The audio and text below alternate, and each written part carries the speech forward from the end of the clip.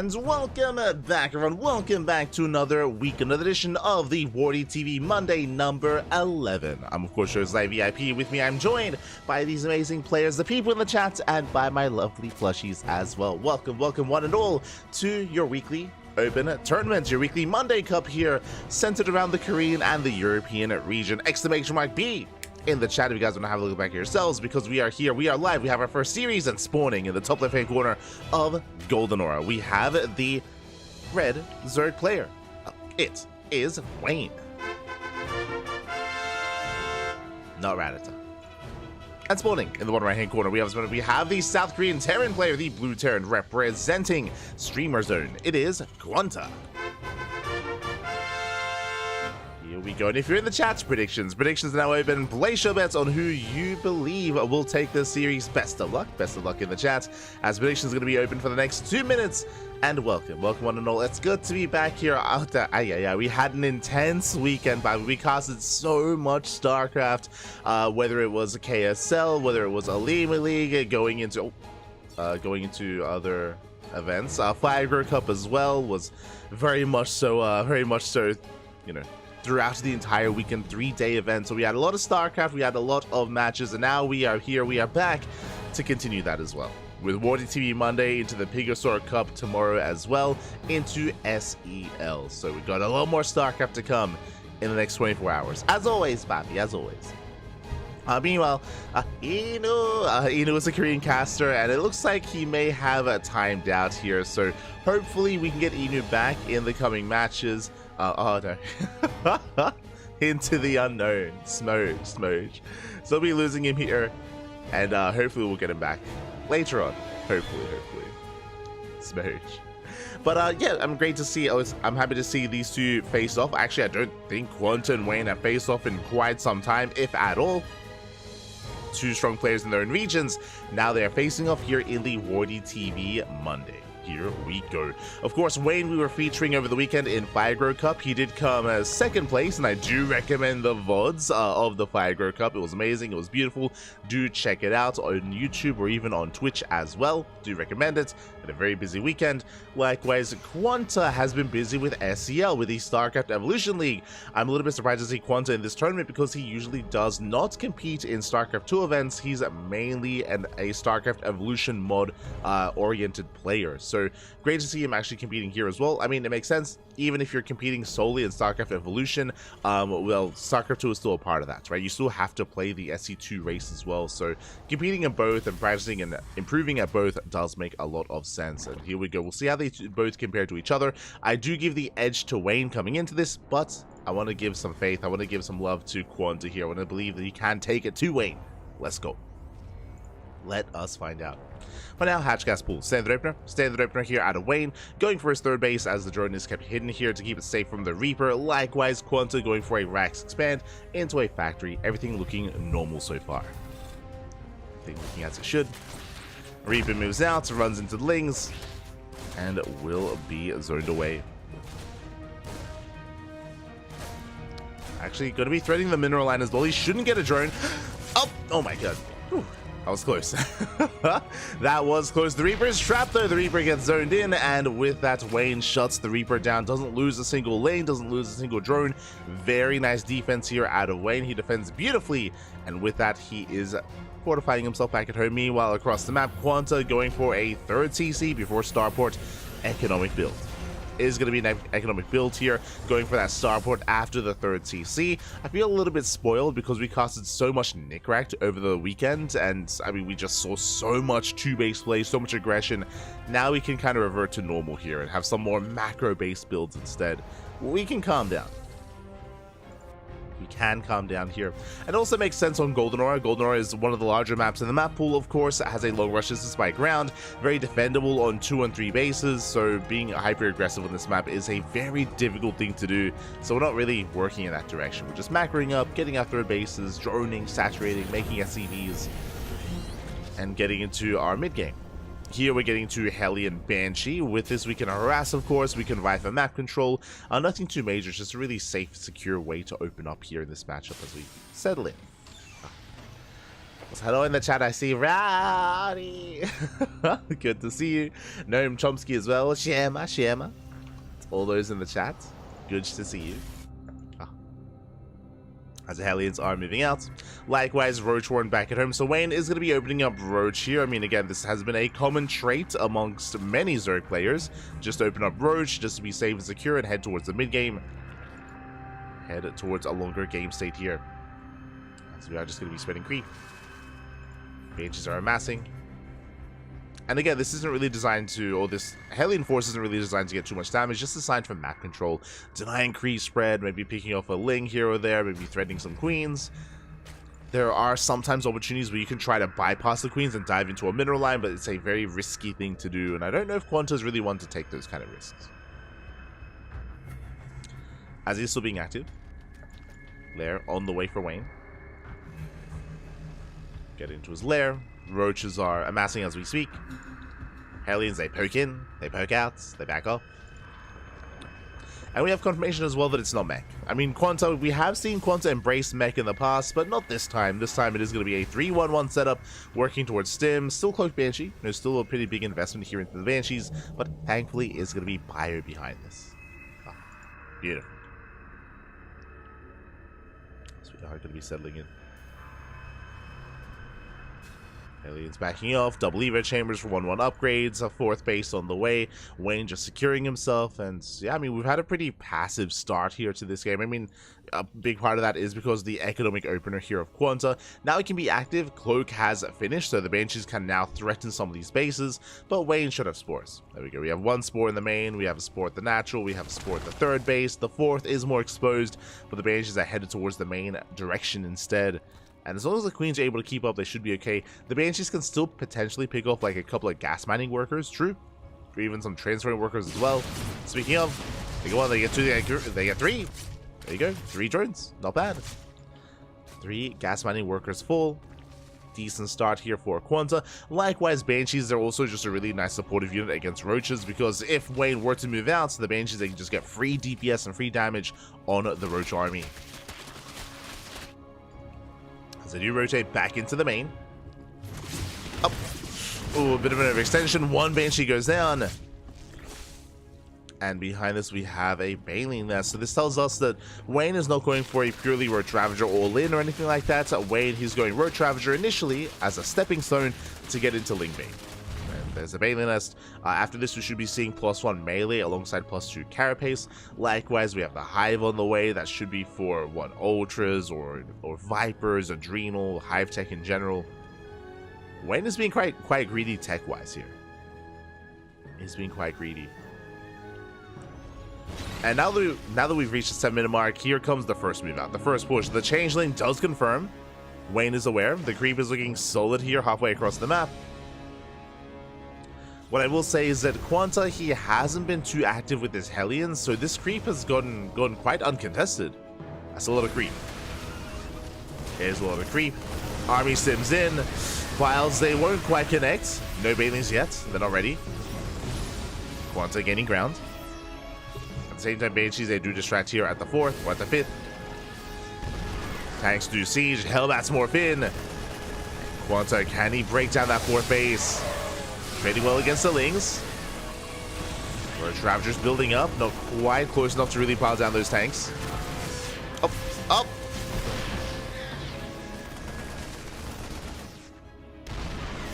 As he is pushing forward, does not quite get a Ravager, almost.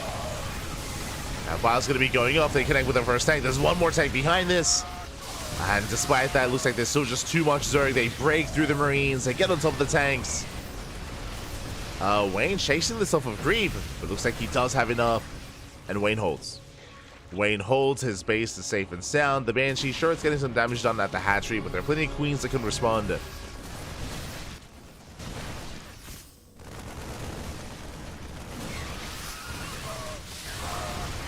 And Wayne, once again, he will force this back, getting on top of the tank. Vials should shut it down. We don't even need the Vials. On the other tank instead. And Wayne, he just got away with so much earlier. He was able to freely drone up to 4-base saturation, up to 75 drones. Can now focus on Ling Bane Roach Ravager, and now the Hive is done. The Hive is done. What does that mean? Adrenal's on the way. We have the Ultra Cavern on the way as well, so it's going to be Ling Bane into Ultras here for Wayne, and he's perfectly fine. Quanta, that move out had to do more damage. Behind this, he is getting a 4th CC, so he's expanding, but the reality is he did have to get more there with that push, and because he didn't, now he's falling behind here. He's lost map control, he barely had any to begin with, is being active with a drop thankfully, but oh my god, the tumor survived. Nice target fighting towards the end. Tumors will get cleaned up. Oh, so we get the chain power bombs. Medevac goes down. Wayne now maxed out, and the problem here is that I was gonna say that Wayne can shut down the 4th. Because we're on Goldenrod, it is very defendable in 4 bases. This 3rd and 4th base is very difficult to actually push up these ramps, push into these choke points, and break any of these locations if the Terran player is in position. That's a big if, though. Quanta was caught on siege. There we go. Does get into the high ground. So technically, even though Wayne is maxed, it's very possible here that Quanta could just turtle and stabilize and eventually max out himself.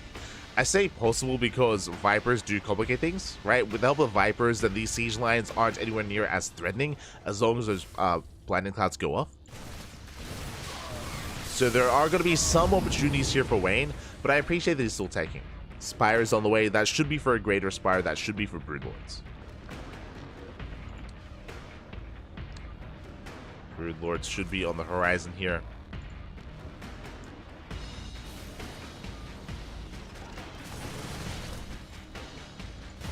Do get the double jump towards the north. Wayne is keeping up.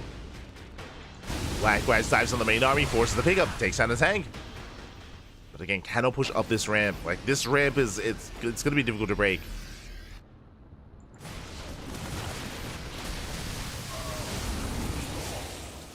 Meanwhile, nice power bombs. Shutting down one of the medevacs.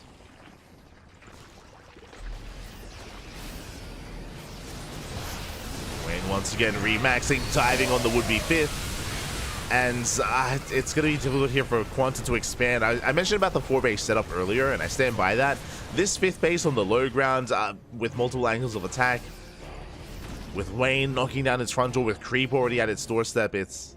and we'll see. We'll see if Quanta can hold on.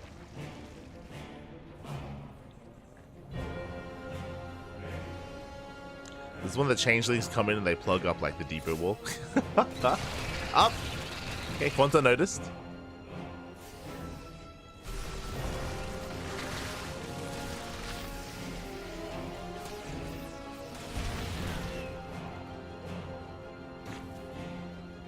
Oh my god, the medevacs are a little bit far forward. Wayne pushing forward as well. Rhino cuts one of the tanks and just shuts down the bio. CC does survive. Another tank goes down on the high ground. And this Ultra switch here is going to be, once again, designed to kind of break these siege lines. Ultras, they can be very tanky, especially when there are no Ghosts or Liberators. Speaking of, Ghost Academy is done, thankfully. But we are lacking Ghosts here for Quanta.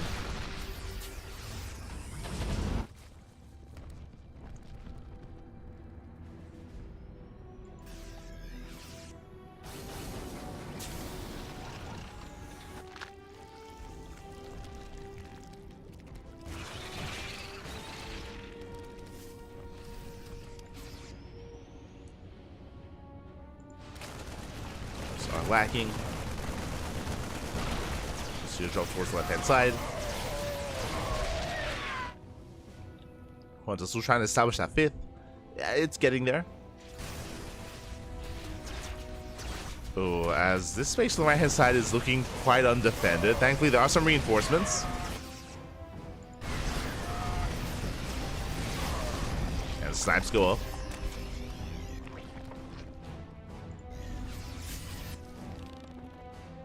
Now, when and if Quanta maxes out, that's when he can push. Like, Quanta's been stuck defending for quite some time, and that's just a case of the kind of game state here.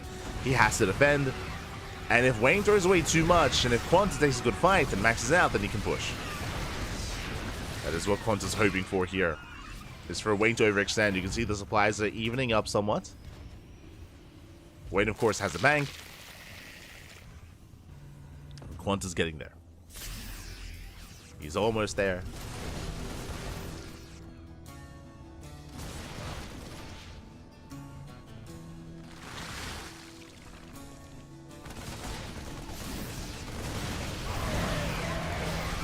But he does go for that 5th base once again. Trades well against the bio. He gets on top of the tanks. Only gets one of the tanks though. Nice snipes with the ghosts. 5th base, that's getting saturated. He got it. So you get the 5th base. Behind this, Greater Spires on the way. Again, this should be for Broodlords. Wayne taking the fringe bases. I would not be opposed even to Wayne taking the base on the right hand side. Just every base on the map.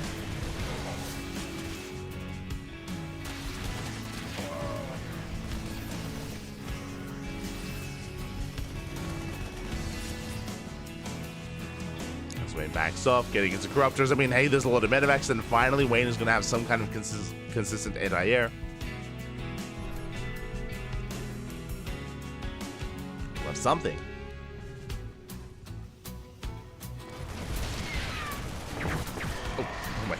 I spoke too soon. Corruptors, they get sniped. I mean, nicely done here by Quanta. And Quanta, he's about to max out. He's almost there. I do think he's got maybe too many medevacs. We could refine his army a little bit more, but regardless, is maxed.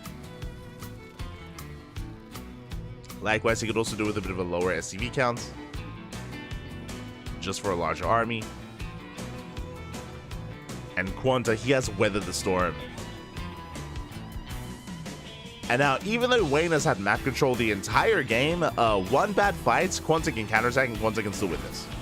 Oh, nice huggle! And that does it. He does pull the trigger. Wayne, oh, almost commits.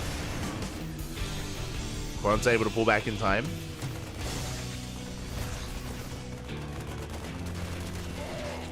Yeah, Wayne is one bad fight away from Quanta counterattacking and knocking down some of these fringe bases, and then taking one of his own.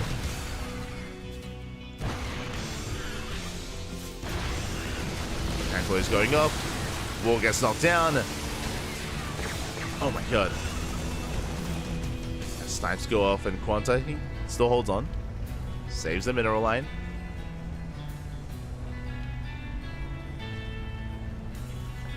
Corruptors on the way. There we go. The Broodlords have arrived. And this is how you break this kind of position here. It's going to be with Broodlord Infestor. Here we go.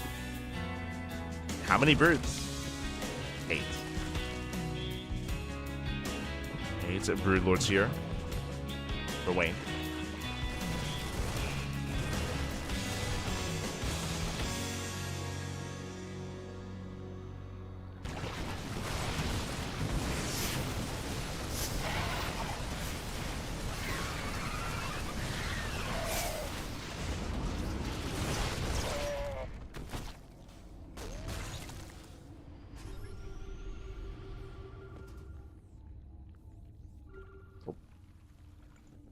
Okay, we're good. There's some frame drops for a moment. I got scared. But Quanta expanding from here, now that he's in his 5 bases, taking a 6th base should be here on the right-hand side. The gold is just so far out, it's so exposed. So there's still a fresh mining base that can be taken. Has been untouched. You know, Broodlords are poking forward. There is Ghost Thor, no Vikings. Nice lines, 2 Broodlords get left behind. Nice pickoffs.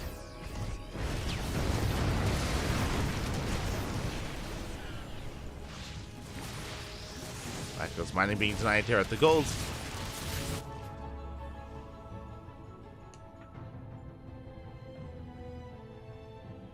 Five more broods on the way. How many? 12.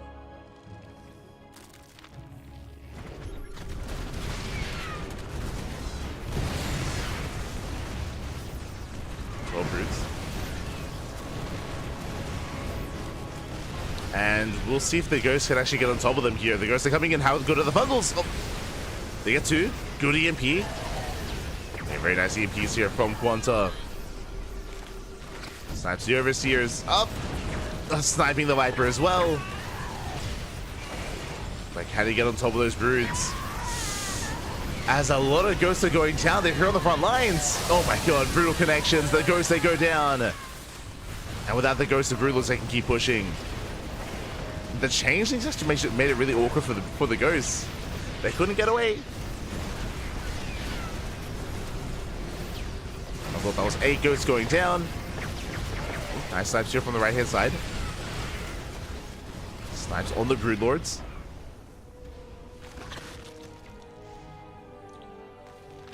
Quanta, he trades decently, but the problem here is that he still lost his economy. What was that? 15 SCVs going down. He lost most of his mineral line.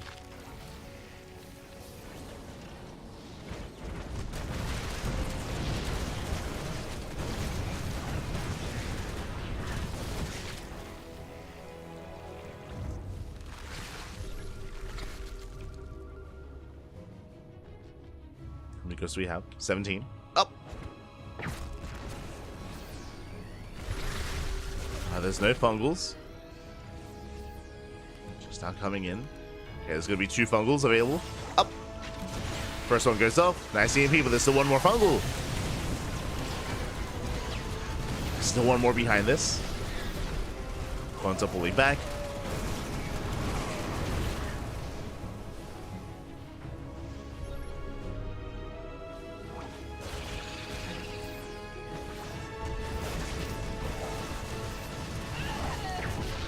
Ghost.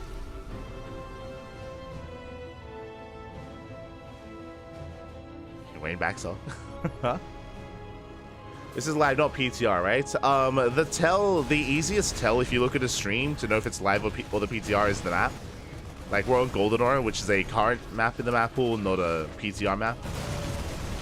So yes, this is live. Otherwise, we'd be on like Whispers of Gold or Ultra Love or something. So at a glance, just look at the map that's being played, and you know.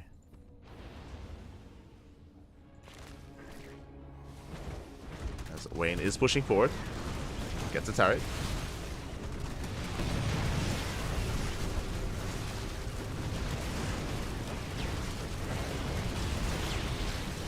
Jesus, how many Thors do we have? Okay, 7 Thors. Quanta finally expanding. Getting a 6th.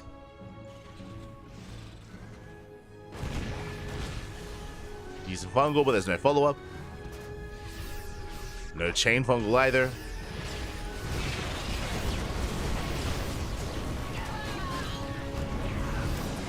Neural just now being researched. Infestors left behind to get out of here. We pull back. Wayne gonna commit here. Bailey's crashing into Thors.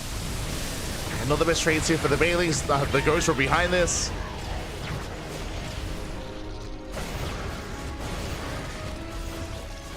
Quanta can push forward.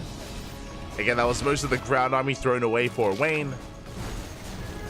But Wayne can remax. He's remaxing with Lings. So getting back into more Ling pain. Now Quanta can push in. Going for the bases, going for the gold.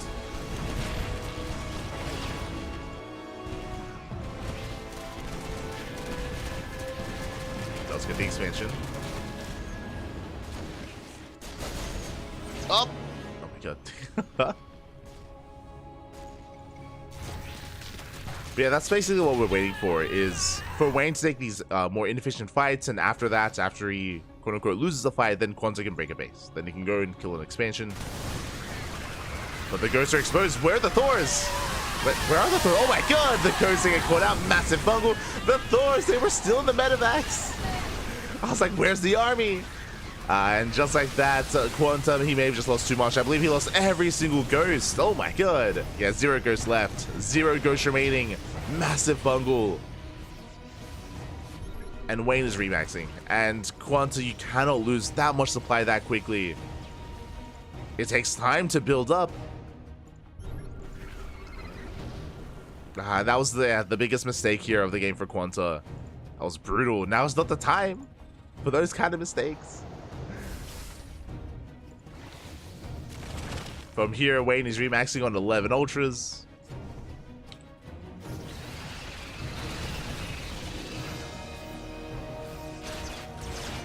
And now he can just push in. Now he can commit.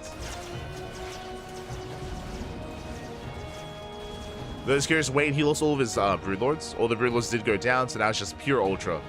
Pure Ultra, Pappy. Let's go. Tesla's coming in. They go for the Neurals. They catch out the Thors. A Fungal as well. And again, there's just nothing to stop this. There's only one Ghost in the army. And the Mass Ultra does overwhelm. Breaks through the base, breaks through what little is left here of Quanta's force. GG gets called. And Wayne takes game number 1. GG. GG, well played. Whew. Wayne does take a lead here in the series. Quanta, he was playing well up until a certain point. Despite not having map control, despite not really being too aggressive, he was just turtling up, getting into that late game army. He did take some good fights, but alas, there was one big moment where he did get caught with his pants down, and he got taken. I mean, it was over then and there. Just massive Fungal, caught every single ghost. GG, GG, well played. Wayne does take it. I mean, Wayne still had an advantage throughout most of that game anyway, with a massive bank, with entire map control. But that did end the game then and there. GG. GG, well played. Now we're getting into game 2 on Oceanborn. Let's go. Is Wayne random? No, that is a graphical error. Hold on. There we go.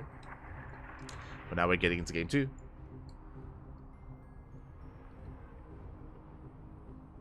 Why not just get 2 Vikings? I mean, that doesn't really do much. I mean, there are players that go into a more heavy Viking composition, but that just makes the Zerg player make less Ultras and more Corruptors. I mean, it just adjusts the armor composition. But sure, that is an alternate approach. Like, you can go for a more Sky Terran composition instead, going instead of Thor, basically going like Viking Liberator.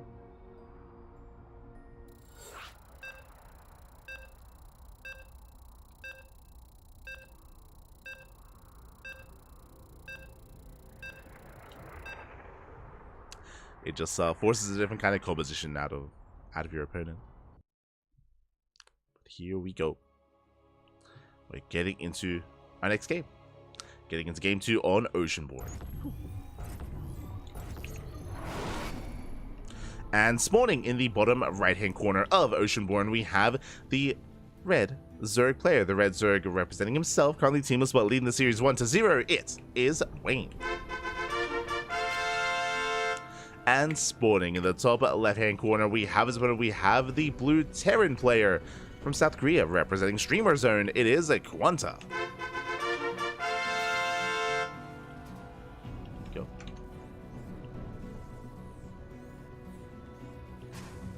Here we go.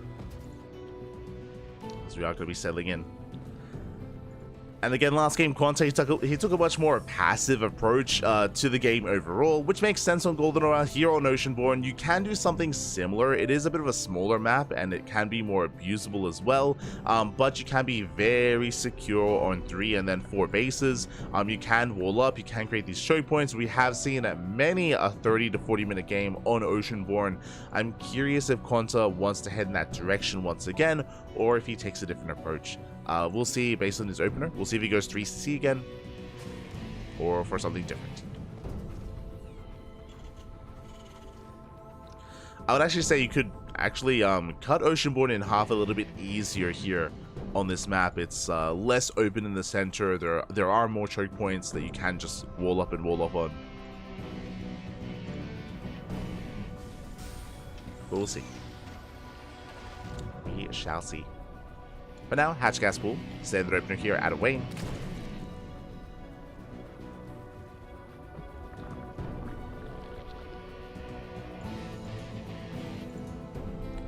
And likewise, Rax Expand out of Quanta.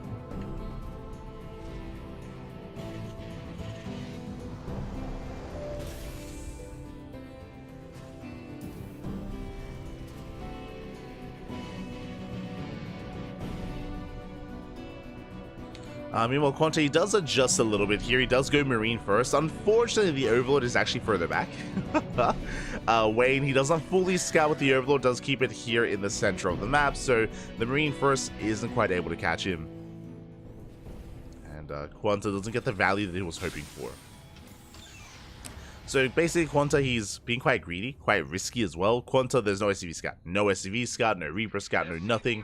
Quanta has no idea what the Zerg player is up to. If Wayne wanted to, he could have gone for a faster Roach Warren, could have committed into something more aggressive here.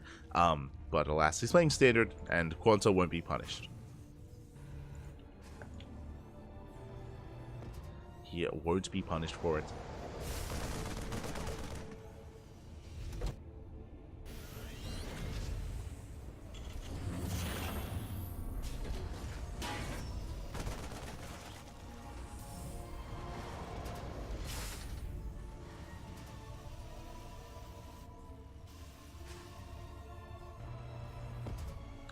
From here we can settle in, and this is what we were waiting for. We have confirmation. That is a starport. Starport before the CC. So remember, on GoldenEye we had a 3CC build, which was very economic, very mid-game oriented. Here, without the third CC, this is going to be much more aggressive. This can lead into early Banshees, into early BCs. This can lead into a Hellbat push as well. We have options with how we want to be aggressive, and we have a confirmation.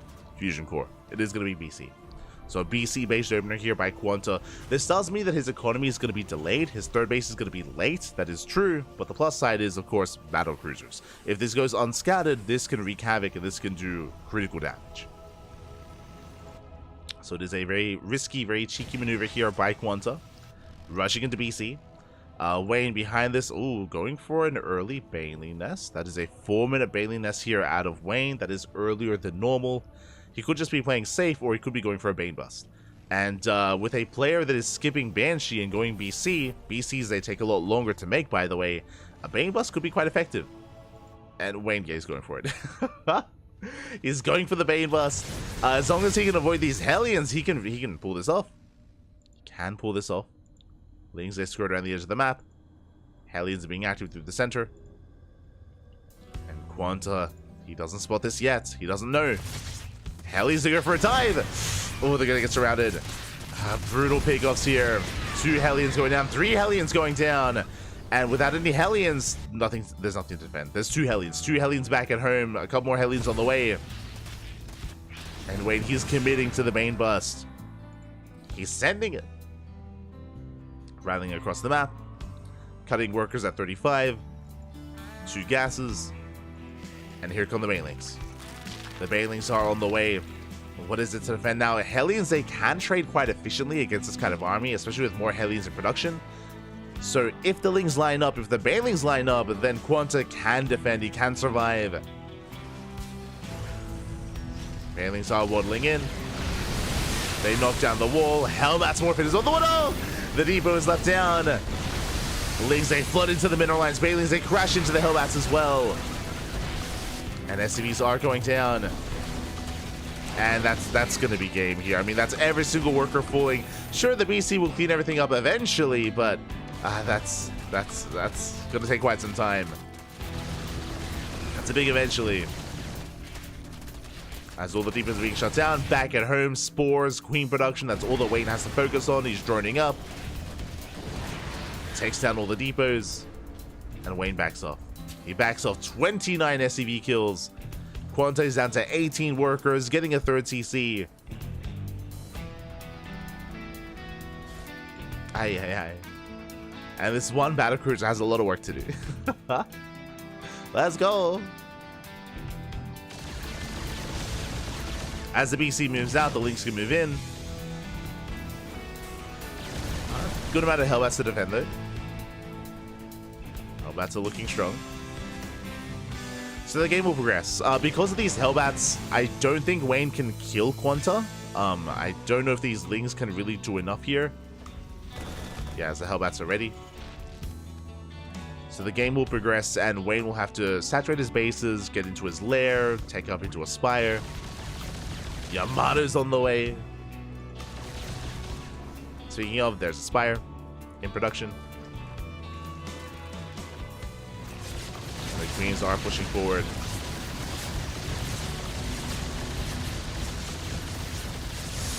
He's going to be running out of transfuse. One queen goes down. That is the power of 2 BCs.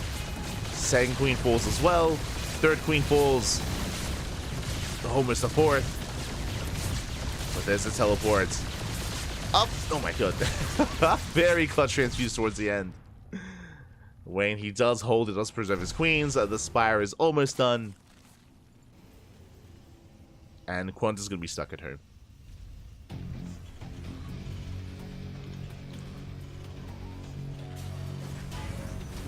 Should be stuck at home at this point. Roach Warden's on the way. Again, it's going to be mech. And Wayne is aware. So he's switching into Roach Ravager Corruptor.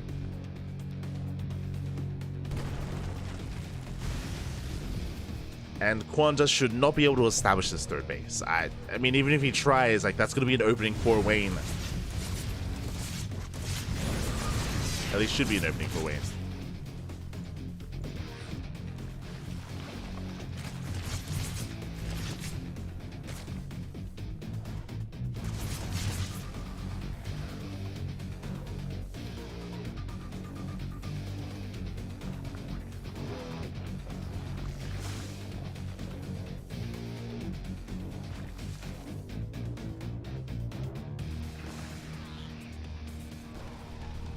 From here, both players are building up. Third base now being taken here by Quanta. It is in the midst of getting saturated. And as I said before, this is going to be a big kind of attack point here for Wayne. But now though, Wayne, he's just macroing up. He's macroing, he's up to 84 workers. He's soon going to max out in the next minute or so. Should be looking at max. And then he can break it.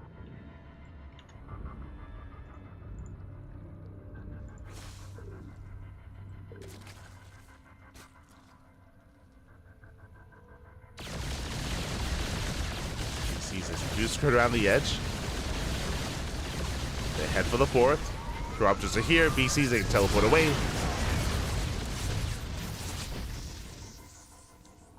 Two teleports. You know, Wayne, he is taking up Infestation Bit. That's going to be for the Hive Tech. For all the spellcasters. Wayne, he scouts. He does confirm the third. He's aware. At this point, it might just be too late to break the third base. It's still not fully saturated, but I don't know if Wayne really intends on fighting before being maxed. And Wayne is in the midst of teching. It's getting more Corruptor.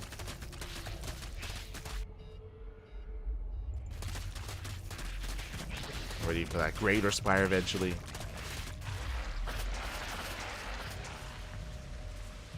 I appreciate it. Wayne going for the gas geysers. Oh, going Infestor. Sorry, going Swarmhost. Okay. I was waiting for the Roach production, but no, it's going to be Swarmhost instead. A little bit more old school. I mean, that is a way to deal with mech. True. Which means we're going to be here for a while. Like, if we had a Roach Ravager maxed out, that has a lot of dive potential. Swarmhost take things a lot slower instead. So, strap yourselves in. We're going to... Let's go. Let's go.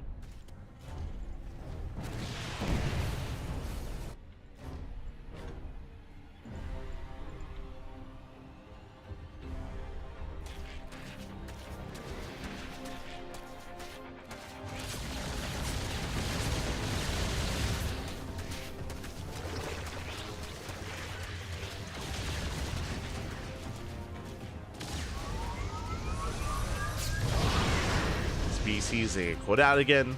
Swarmhost is getting ready for their first Locust Wave. First Locust Wave has potential, I suppose.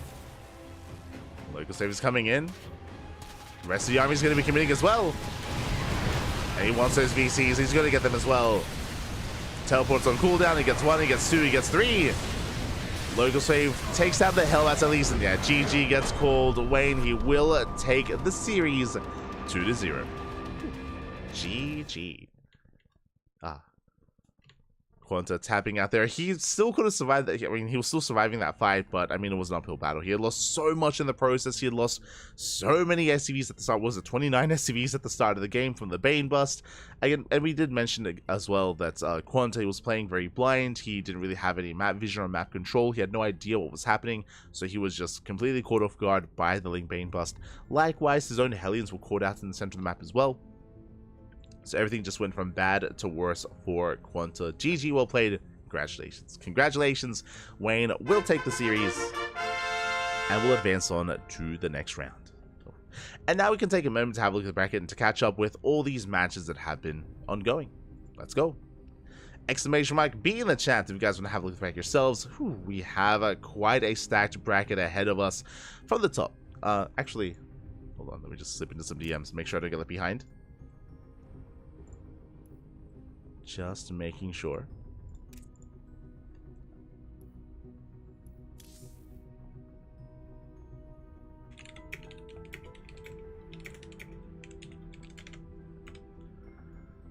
Just making sure. But from the top, we have some updates. We have Nickrat. Oh, Nickrat takes down Rex 2-1. Let's go. Takes down Rex.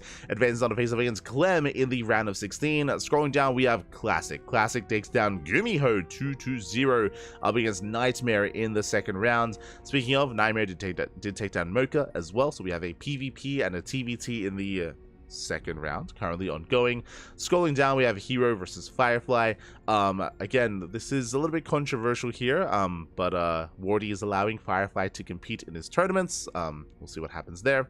Scrolling down, Young Yakov does take down Homono 2-0 up against Byan in the next round. Oh, a very spicy series. I look forward to it. We've been hyping up Young Yakov here over the past couple of days, especially because he was looking so strong over the weekend. Was looking so good, so powerful.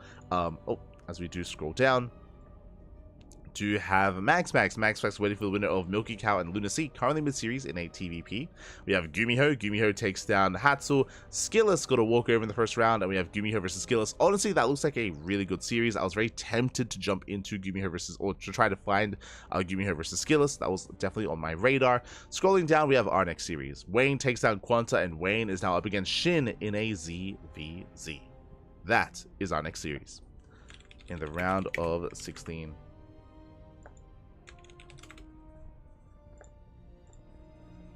As we do set up.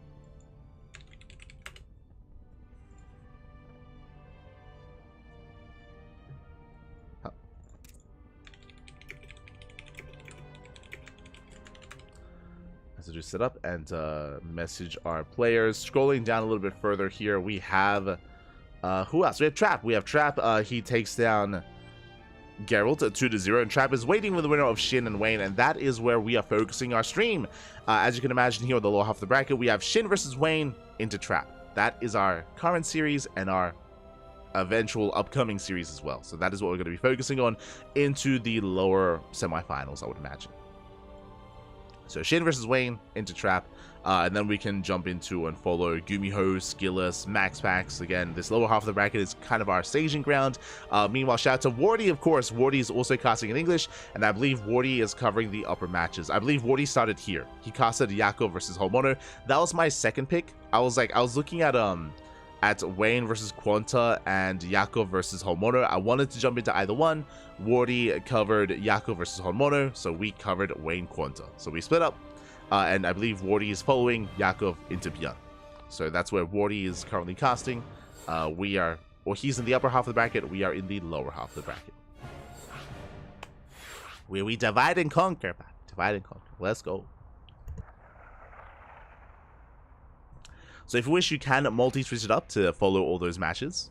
We got you covered. As it looks like the vetoes are done, and we are jumping in.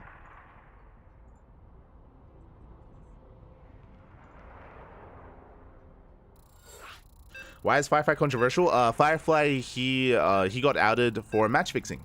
That is also why he left his team.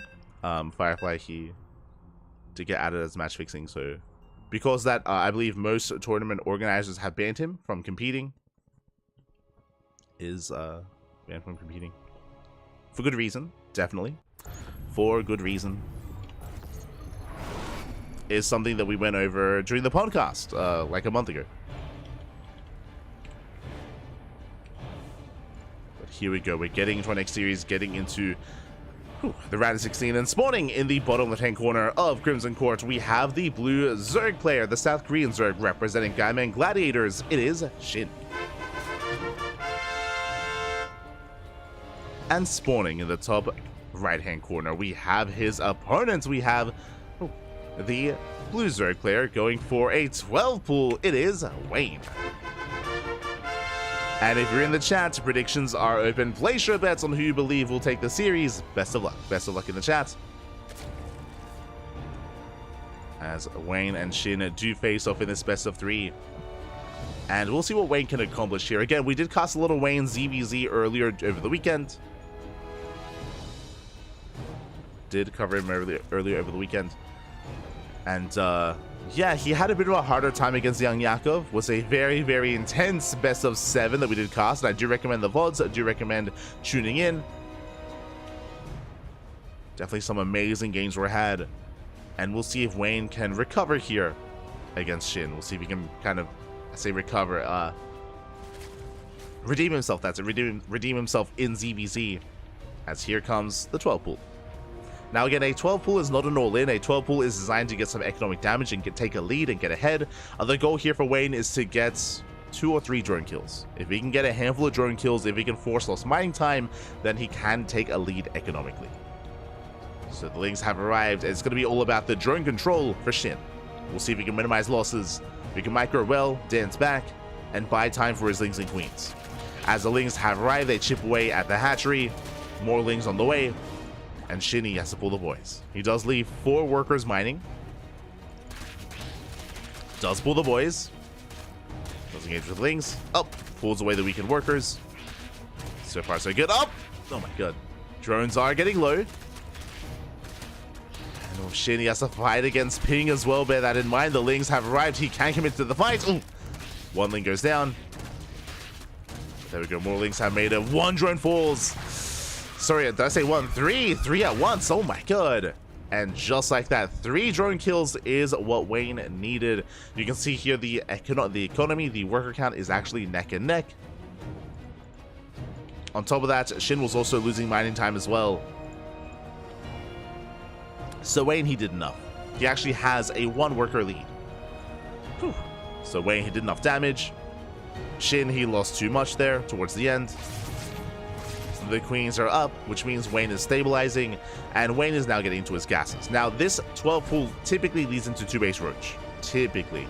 This could lead into, like, a Link Flood if Link Speed is researched, but in a standard game, there shouldn't be Link Speed. There should be a wall here with a Roach Horn, with an Evo Chamber, getting into 2-base Roach. Here on Crimson Court, it's very easy to expand and take a 3rd base as well, quite greedily, so Wayne has options. Meanwhile, Shin has some catching up to do. Shin is going to have to drone up and try to confirm whether or not Wayne is even going 2-base Roach, because he could fake out 2-base Roach, rush into a lair, and then go into mutas. There could be Spire play.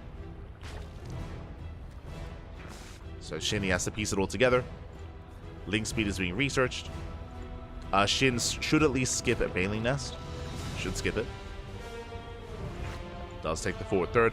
I like this forward third base out of Shin. He will have access to the high yield gas geyser. Considering Shin has map control, I mean, this is going to be a solid start.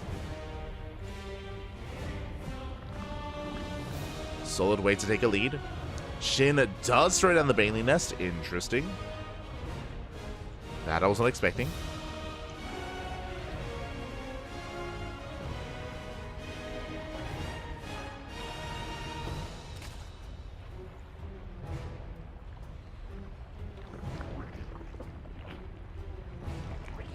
Ooh, as we do see Wayne investing into +1 melee.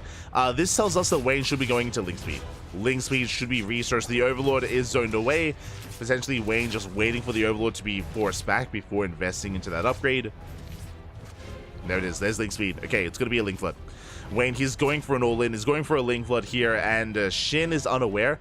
Now, thankfully for Shin, because he's playing safe, did make the Baneling Nest, has 4 Banelings on the way, and this is actually going to work out quite well for Shin. Oh my god, he's not even get in! No! Lings, they do flood in, but last the queen does have a transfuse. Oh my god. Whew. Plus transfused out of Wayne, does save the queen. But Shin is going for his own Ling Flood.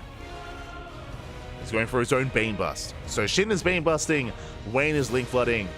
Who do we favor? I'm going to have to favor Shin here. Plus on melee, it can be good, but it doesn't save you against Banelings. And Shin does pull the trigger.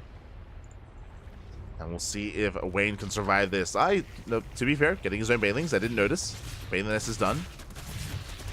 With the help of these Banelings, I mean, Wayne, he can hold. He can hold on. Banelings going to be rolling in. Oh, they do actually get into the mineral line. Decent trades here against the Lings. Good connections. But with the defensive Banelings, Wayne should be able to hold on. Does win back the Lings, but they do get into the main.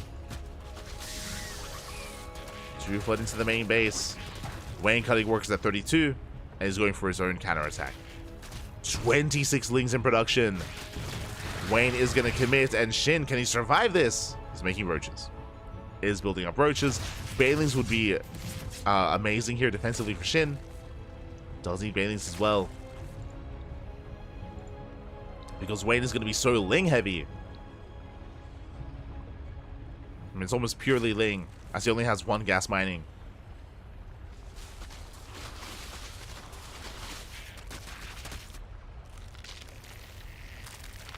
Wayne making a couple of Banelings as well to support. Wayne has not droned in quite some time, and here we go. He's moving out.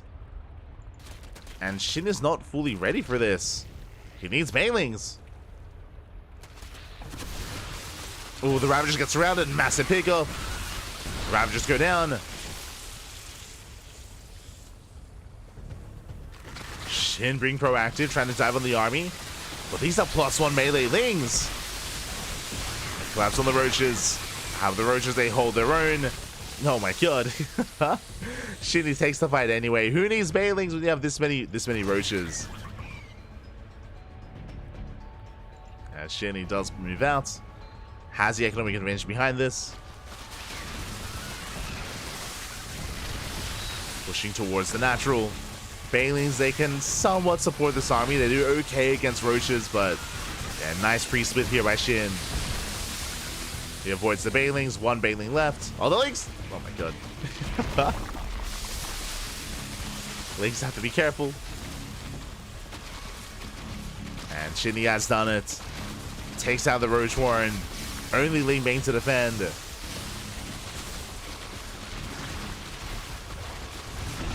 Takes out the Evo Chamber. Oh. And this is going to be the final stand here of Wayne. I mean, Wayne, he had some good moments in this game, but GG gets called, and Shin will take game number 1. GG. GG, well played. Shin does take the first game here. And again, it was just really fortunate that Shin had gone for a Baneling Nest. Again, remember, Wayne was going for a 12 pull into a hidden Ling Flood, and Shin had no idea. Shin had no idea what was going on. He just happened to be going for his own Bane Bust, which does kind of counter the Ling Flood of his opponent. Banelings are exactly what Shin needed early on. He had some good connections. Then he was able to get away with Roach production. So really, really fortunate play there for Shin. Oh. And with that, hopefully I can get into game 2. Uh-oh. I did just disconnect from BattleNet. That's not good. So I have to quickly reconnect. I'm coming.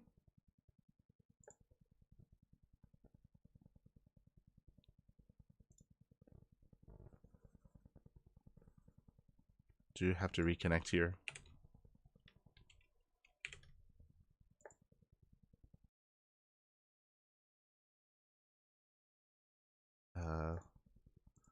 If we do get left out, we might just go on a break, and I guess we'll come back for the winner, for like the ace match or the winner versus trap.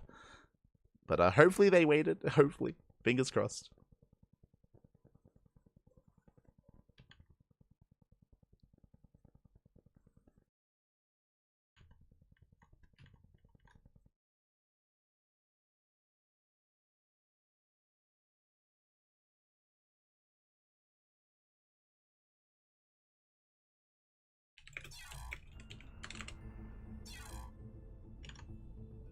letting them know.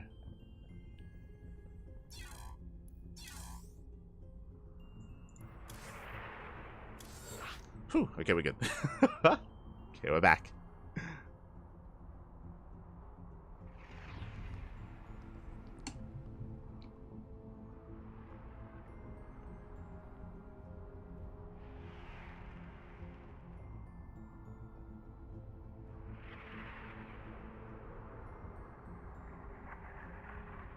Hopefully we're back.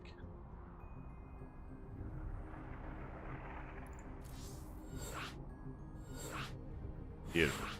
Whew, as game 2 is going to be on site Delta. Oh boy.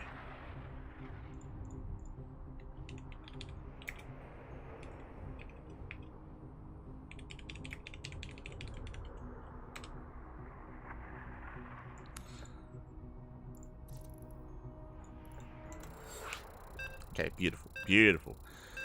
Whew, so yeah, I don't know, my game just bugged out.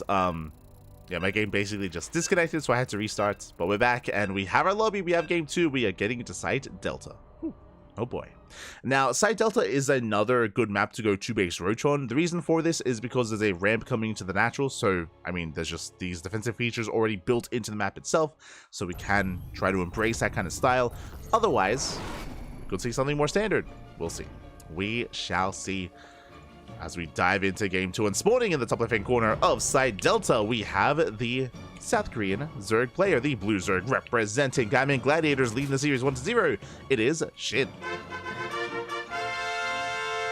And spawning in the bottom right-hand corner, we have the Red Zerg player himself down in the series. We'll see if he can bounce back and force the ace match. It is Wayne. Here we go. As this time, we're droning. This time we're droning up, we're actually saturating our bases. There's no 12 pool this time, there's no 13-12 or anything crazy like that. Wayne is going into his own hatchery, likewise so is Shin. Which is what we expect. Site Delta is a much larger map, has a longer rush distance by ground, so something like a 12 pool hits later on this map, it's not as effective, so it's not really worth going for that kind of aggressive opener. Likewise, we're now going to be expanding, and this is the feature that we were talking about earlier, but we have a ramp coming into the natural. Not something you see too often nowadays in the current map pool. It is seen here, it's seen on Post Youth as well, and Amphion. So three maps of the map pool do have ramps into the natural. So you can more easily wall off and defend on 2 bases if you so chose to. Otherwise, we could just see our 3rd bases, and we could just embrace Ling Bane. We'll see. We shall see. I mean, after the last game, I wouldn't be surprised if Wayne were to just, go for a 3rd and play out some more standard back and forth mid game instead. But Shin has options. Shin does have options after the more chaotic nature of game 1.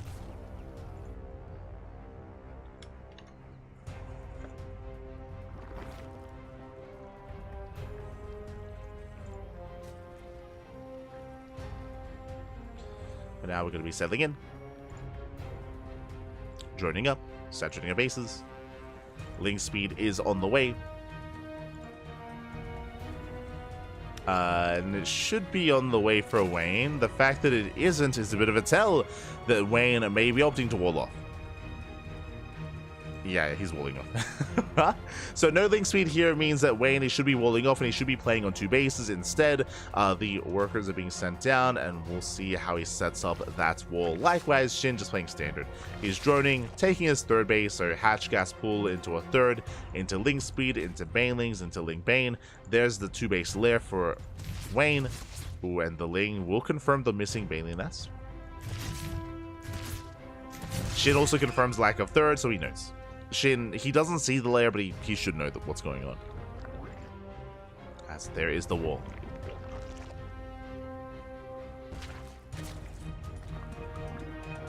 Ooh, once again, okay. I was gonna say Ling speed on the way. Ling flood. Now he does cancel Ling speed, so it's gonna be 2-base roach. I mean, I say 2-base roach. If Wayne takes all 4 gases, he has 3 gases so far. If he takes the 4th gas geyser, that is a sign of 2-base muta. So 2-base muta is still on the table. Oh, yes, he does take the gas geyser. Okay. Yeah, plus on melees on the way as well. We're getting some mixed signals here, but this should be Spire play. Very risky maneuver by Wayne. It's quite risky to go into mutas, just because if Shin realizes what's going on, he can punish this very hard. There's that Roach Warren. And there's the Spire. Again, the lair is done. 2 base muta is confirmed as soon as we saw the gases. Likewise, just how we saw the gases, we came to that conclusion. Shin can do the same. If Shin moves in with the Overlords, and he is repositioning the Overlords, might I add, if he does see all the gases, that is a tell, of course, of what is going on. Back at home, Shin, he skips the Baneling Nest. He's going into +1 range, into Roaches, for the time being. But Shin's still trying to piece it all together. Roaches are amassing. Ooh, Overseer Scout is coming in. And that's going to be the tell. Wayne, he cancels the Baneling Nest. Sorry, the Roach Warren. Going purely Ling Muta. Overseer will confirm. Dives into the main. And eventually into the natural. As he does see Ling Speed researching, that's already a tell. That is already a tell here. The Overseer has taken a lot of damage, but the Ling is denied. But he does see all the Lings. The Changeling Scout is denied, I should say. So Shin, he should be aware of what's happening. Infestation Bit's on the way. That should be for Infestors. Should be working on a higher Queen counts. I mean, he does have the better economy. But seeing all those Lings and a lair should scream mutas. Yeah, spores are on the way. Spores are on the way. Shin knows. Shin knows what's going on. Is getting spores. Lings is moving out on the right-hand side. Mutas towards the left.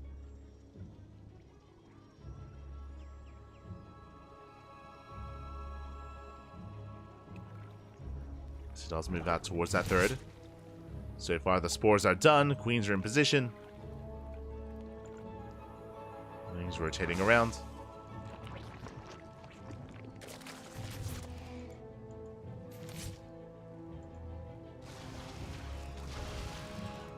And the Lings don't quite commit. Mutas, they get an Overlord. Shin, at this point, you can invest into Infestors. But now just purely Queen. Taking gases.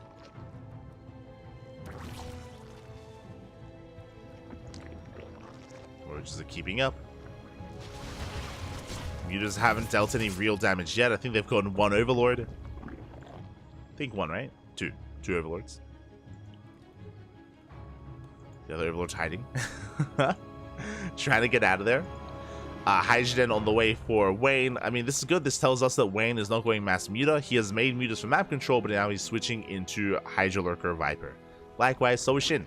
So both Shin and Wayne are transitioning into Hydra Lurker. Baneling run by is being set up.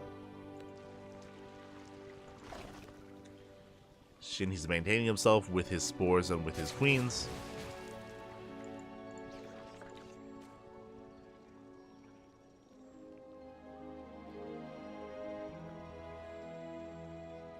As Wayne is still just shocking around. Baneling's up, gonna be rolling in. They tried to. But Shin is ready for it. Shin is ready. Do have those upgrades on the way for the Hydras. Oh wait, no, sorry, that's Shin. Never mind. Upgrades on the way for Shin. We do see Wayne, he actually didn't make any Hydras. He's going into +2 and he's making more mutas instead. Bold move. So Wayne, he has the option to transition, but no, he is actually committing to mass muta. Up! Fungal does graze some of the mutas. Nothing major yet. Bailey's out, they do roll in, they force a cancel. The clutch cancel from Shin.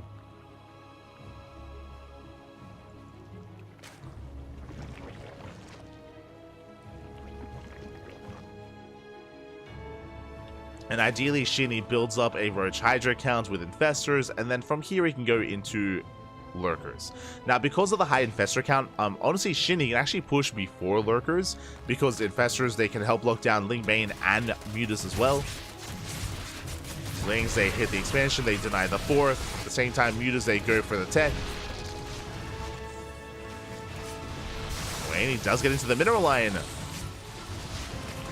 Drones are going down. Infestor's trying to keep up. Nice damage here from Wayne.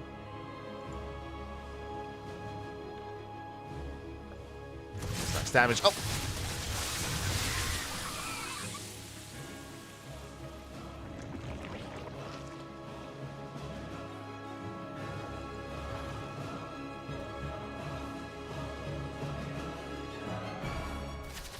Shin is moving out. Once again, Wayne denying the fourth base over and over again. But Shin is maxed. Shin is maxed out with Roach, Hydra, Infestor.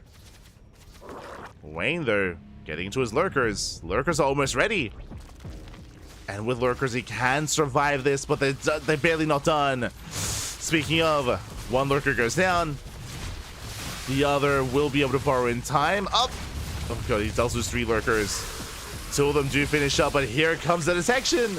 And it's just too much. It's just too much. Shinny hits Wayne just before he hits Lurkers. Ling Bang does go for a counterattack, but there is a full wall. And the Queen does hold. Ling Bang does get a couple of workers, but it's just going to be too much. Shin, he overwhelms. He breaks the natural, breaks through into the third as well. The Lings, they have potential, though. They're getting to the natural, but it's only Lings. Shin's army is far greater. The Mutas are holding their own. The Fungals! Fungals do connect! Oh my god. Yeah, the Fungals are brutal. GG gets called, and Shin will take the series 2-0. GG. GG, well played. Shin will take the series, will advance on into the next round. My condolences to Wayne. Again, it was quite bold of him to go into Mutas the way that he did, and likewise we saw that he was taking the correct steps to tech up in towards Lurkers. You could argue that he took a little bit too long. If you remember, there was a moment in that game where Wayne made the decision to, instead of teching into Lurkers, he made an extra wave of Mutas and +2 as well. So he committed a little bit harder into Muta first, which delayed the Lurker tech, which delayed the Lurker transition, which meant that he was vulnerable to a ground attack, and we saw that it barely was not ready in time. Barely was not ready. GG, well played. Shin, he broke Wayne just before the Lurkers really were able to get in position and even morph in. If you remember, there were only 2 Lurkers. Only 2 Lurkers at the natural and 1 Lurker at the third, which actually managed to borrow. And even then, it was too late. Was too late. GG, well played. Well played. As we are getting into our next series, we're going to be following Shin. Exclamation mark B in the chat if you guys want to have a look back yourselves. Ooh, we should switch over as well as we are heading over to the Korean server. We're following Shin into the quarterfinals. Oh my god. Gumi. Okay, we have updates. We have MaxPax. MaxPax takes down Milky Cow 2-0, advancing on to the quarterfinals. Gumiho takes down Skilless, and we have MaxPax versus Gumiho in the quarterfinals. Likewise, we also have our Korean quarterfinals as well. We have Shin versus Trap. Just messaging the players here, but this is where we are focusing our attention for the stream. So Shin versus Trap is coming up next on the channel. That is our next series. Just setting up our players and getting everything ready. Here we go.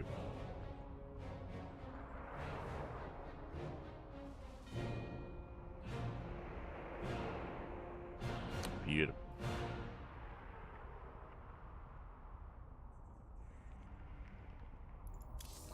Meanwhile, do we have any other updates here? Scrolling up the brackets. I got you. Oh, the entirety of the quarterfinals. Let's go.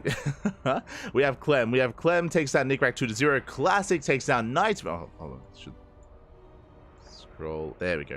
Classic takes down Nightmare 2-0 as well. So we have Clem versus... Sorry, Classic takes down Nightmare, yep. We have Clem versus Classic in the quarterfinals, currently ongoing. Likewise, Hero versus Björn, currently mid-series as well. I believe Wardy is covering Hero versus Björn. I think he's in that match. And as I mentioned before, we are in the lower bracket match. So Wardy has Hero and Björn. We have Shin and Trap. There are potentially some other coverage here for Clem. I believe there are some French casters. I believe Coca might be casting Clem's matches. I mean, I would not be surprised. So definitely worth checking that out. When it comes to MaxPax versus Gumiho, that I'm unsure of. Potentially Ino is covering that series. Potentially. Inu is the Korean caster, so he might be on that.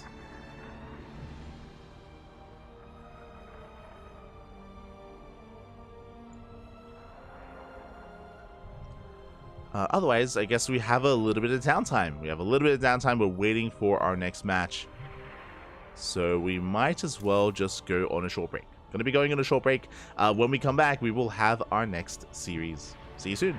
See you soon. Take this moment, get some snacks, get some food, get some water, hydrate hydras, stretch roaches, massage your marines, and we'll be back soon with Trap versus Shin.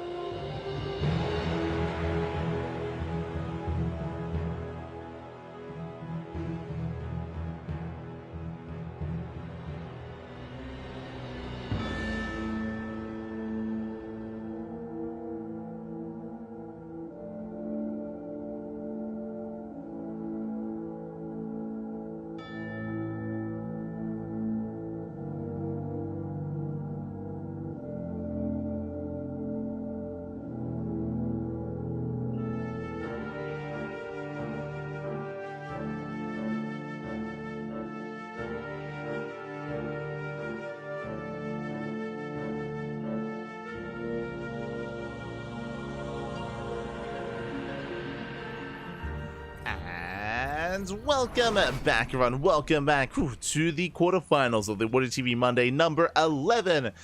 We have returned with quite a PvZ ahead of us, and spawning in the top right-hand corner of Alkione, we have our South Korean Zerg player. We have the Blue Zerg representing Gaimon Gladiators. It is Shin.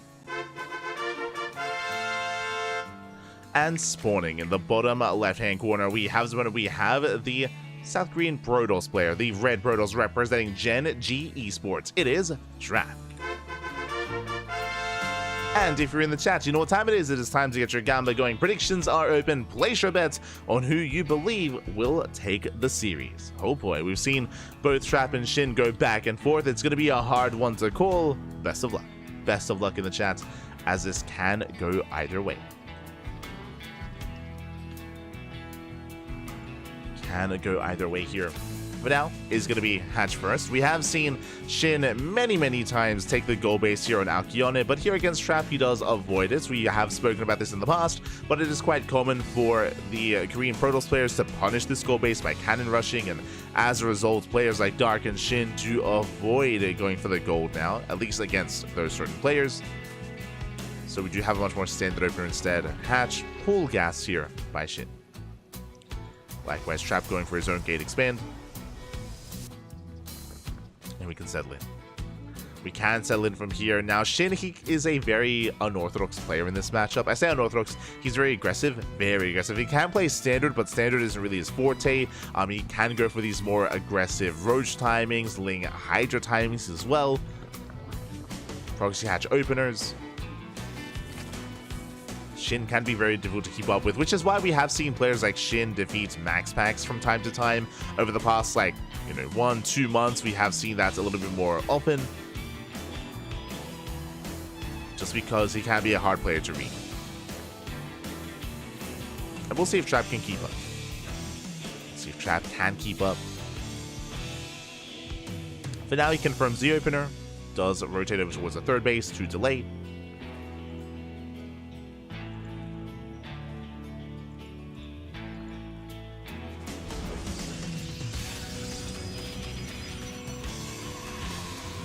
Delay. Likewise, Lings, they get on top of the pylon. They will force a cancel, and now we can expand. Not a bad start here by Travis. Oh, he does not get the second delay here. Ideally, if you can buy enough time for the Adept to arrive, then the Adept can focus on the drone, and then you can massively delay the third base. Alas, Trap barely did not get it up, and Shin expands. Shin does expand. Behind this, Stargate is on the way. It's going to be an Oracle-based opener, I would imagine. Into a third, into triple Oracle. We'll see if Trap does mix it up by going for a Void Ray. Is viable. It's still viable to go for a Void Ray opener, for example. But we have confirmation it is going to be the Oracle. The Oracle is confirmed. Double Adepts moving out. Two Adepts, of course, they can one-shot drones. They do threaten the Shade. And they head towards the Natural. Just delaying some mining time, forcing a reaction here, forcing out an Evo Chamber by Shin. Not bad. Just keeping Shin on his toes.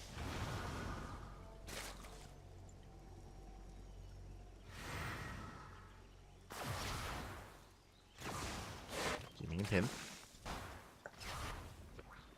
Likewise, Trap now arriving with a third Adept. And the first Oracle is moving out.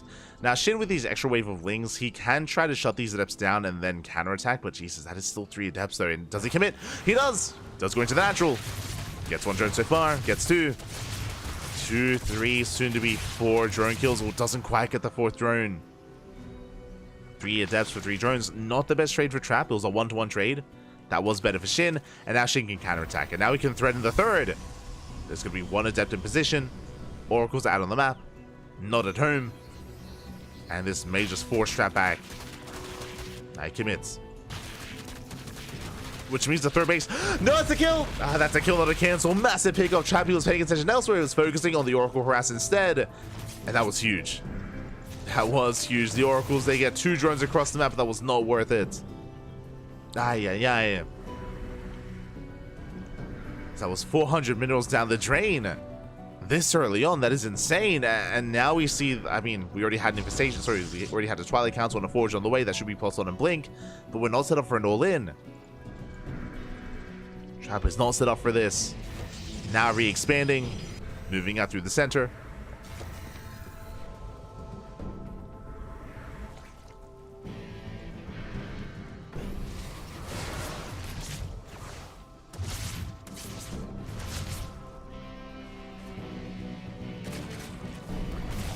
Oracles, they hit the natural. Oh! They threaten it at least.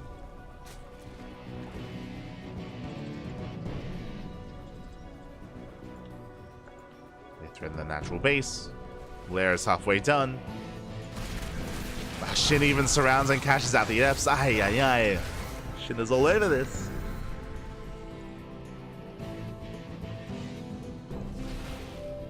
And Shin, more importantly, he confirms. He just scouted, he confirms that there is an expansion, that there are Stalker reinforcements. Now he knows it's +1 blink. If Shin wants to, he can skip roaches. He does have a roach war, and he could skip them and go into a Hydra and just go Ling Hydra. Shin has a lot of freedom. He's playing it safe. Does go for the Hydra, but still research roach speed. So, just in case needs roaches, does have access to them.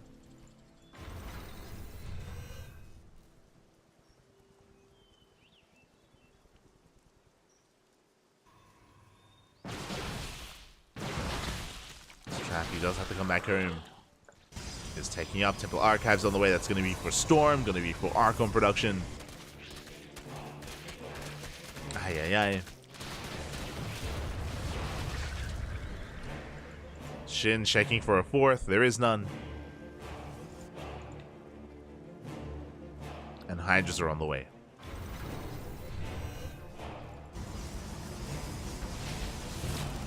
And at this point, Trap, he has to try to cut corners.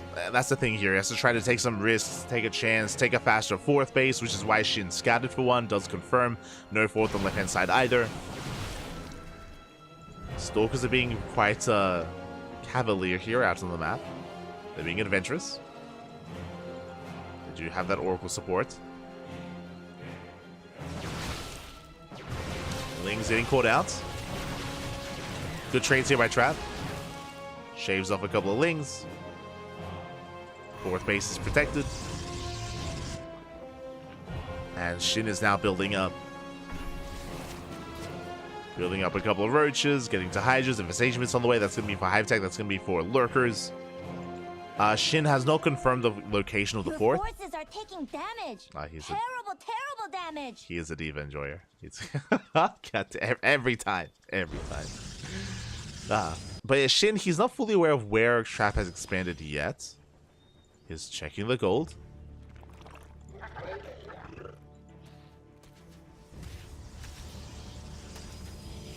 Does see an opening here.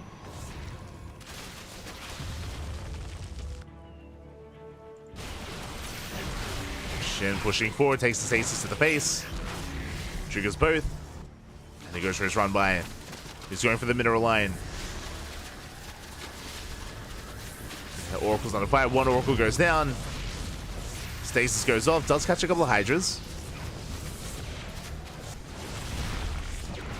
Regardless, Shin just trying to pull Trap apart. Unable to though. Storm is done. Trappy's holding. Not bad. Is holding on. Cannons are falling. But no major economic damage. Not yet. Shin is almost maxed out, but I believe Shin is waiting for his Lurkers. Lurker den about to finish. Hive just began. Machine just rotates over towards the 3rd base. Catching out the High Templar. Gets 2. 2 High Templar go down. Shin, he has to respect the army though. Has to pull back. Trading against Zealots. Shin, he does fall in supply. Trap playing this out well. But again, really what we're waiting for are the Lurkers. Waiting for those Lurkers.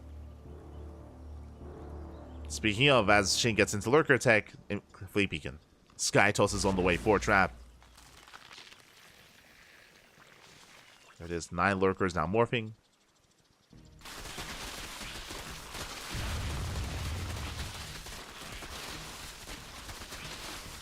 I would still give the edge to Shin, just because even though there's a fleet beacon, there's no second Stargate. Speaking of, now it gets thrown down. But Trap isn't really ready for a Skytoss transition yet. He needs more time. And there's going to be a window here where where Shin has lurkers and Trap does not have Skytoss. Lurkers have arrived. Shin's still waiting for his upgrades. Oh.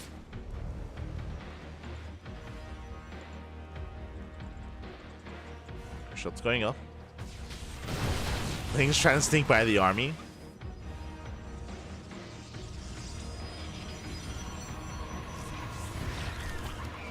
It's unable to.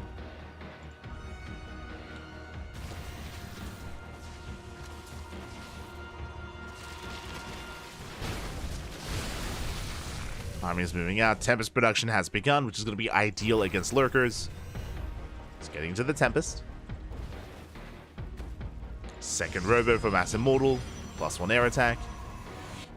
Trap, he's stabilizing. You could definitely argue that Shin, he lost a little bit too much trying to break both locations or both bases, where he didn't really get any probe kills. Nice snipe on the first lurker. Oof. Smash just going up. Trades Lings for Stalkers. Better trade for Shin.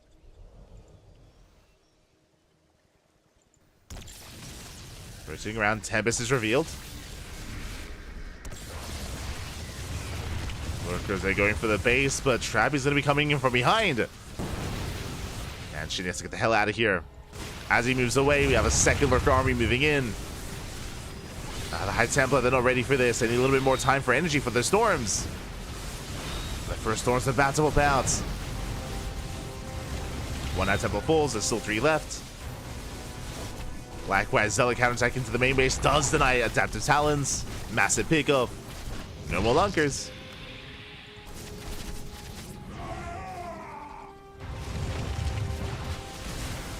No more Lurker, just Hydra. Lurker's getting caught out. Reinforcements on the way. That's a lot of Hydras. Things are coming from behind. They're trying to force out the storms. Oh, there's 3 High Templar left. Up! Oh my god. Barely they survive. The Lurkers are able to hold their own. I say that down to 4 Lurkers. Lurker Den was not rebuilt. I don't think Shin noticed. And Shin is bleeding out too much. So many Hydras going down. The Tempest count getting out of hand at this point. 4 Tempest. 5 Tempest even. Spire is on the way. Some of the Lurkers who survive, no detection. Oh my god.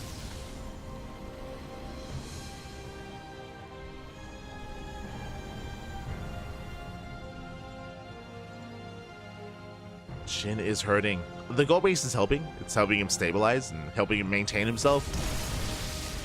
But these are expensive losses. And Shin wasn't really set up for Skytoss.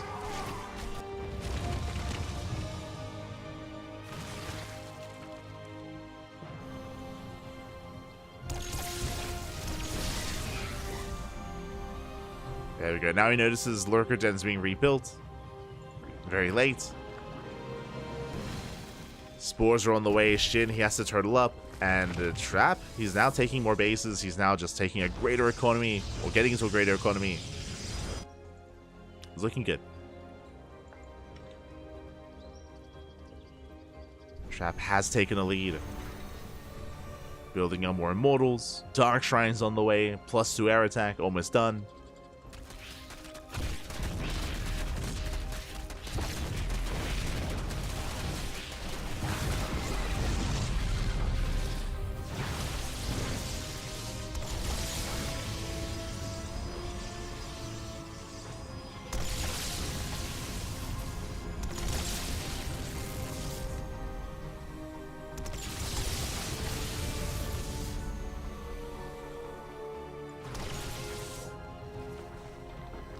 At the same time, we do see Shin attempting a Roach counterattack after he forces a recall. And Trap, he's in position. Shuts down the Roaches. At the same time, Zealot Rumbai does get into the mineral line. Yeah, Lurker's a little bit too far back.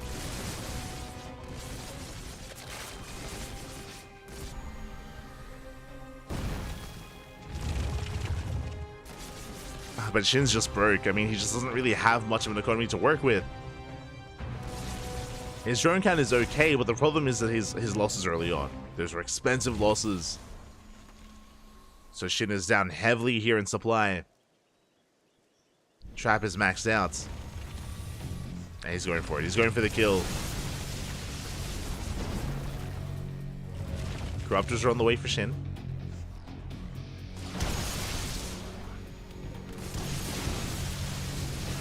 Shin making a couple more Corruptors. Hydra's on the way as well. Yoink comes in, but there's no follow-up. Oh, second Yoink. Does he get the mothership?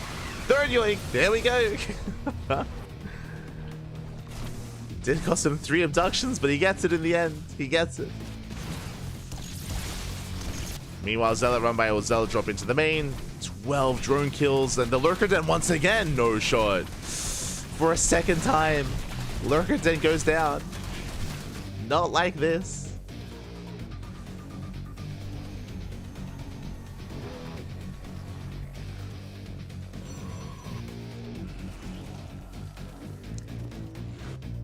Lurker Den's being rebuilt. Trap rotating around.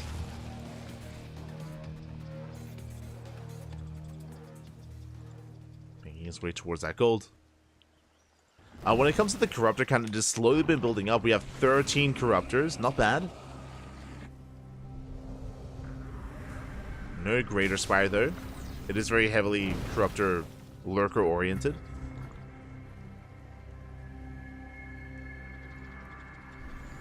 Likewise, Trap is building up a bank. Getting to his upgrades. Tectonic Destabilizers on the way.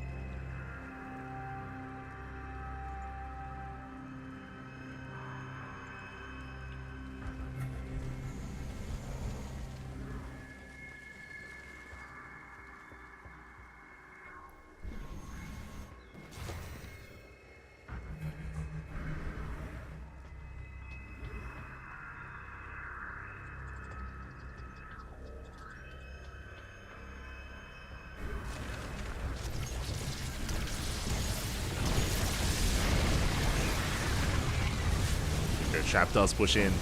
I mean, gets a kill. Not bad. Takes down a base. Corruptor's being zoned back. At the same time, oh, do have a nice counterattack here with the Blink Stalkers. Does distract Shin.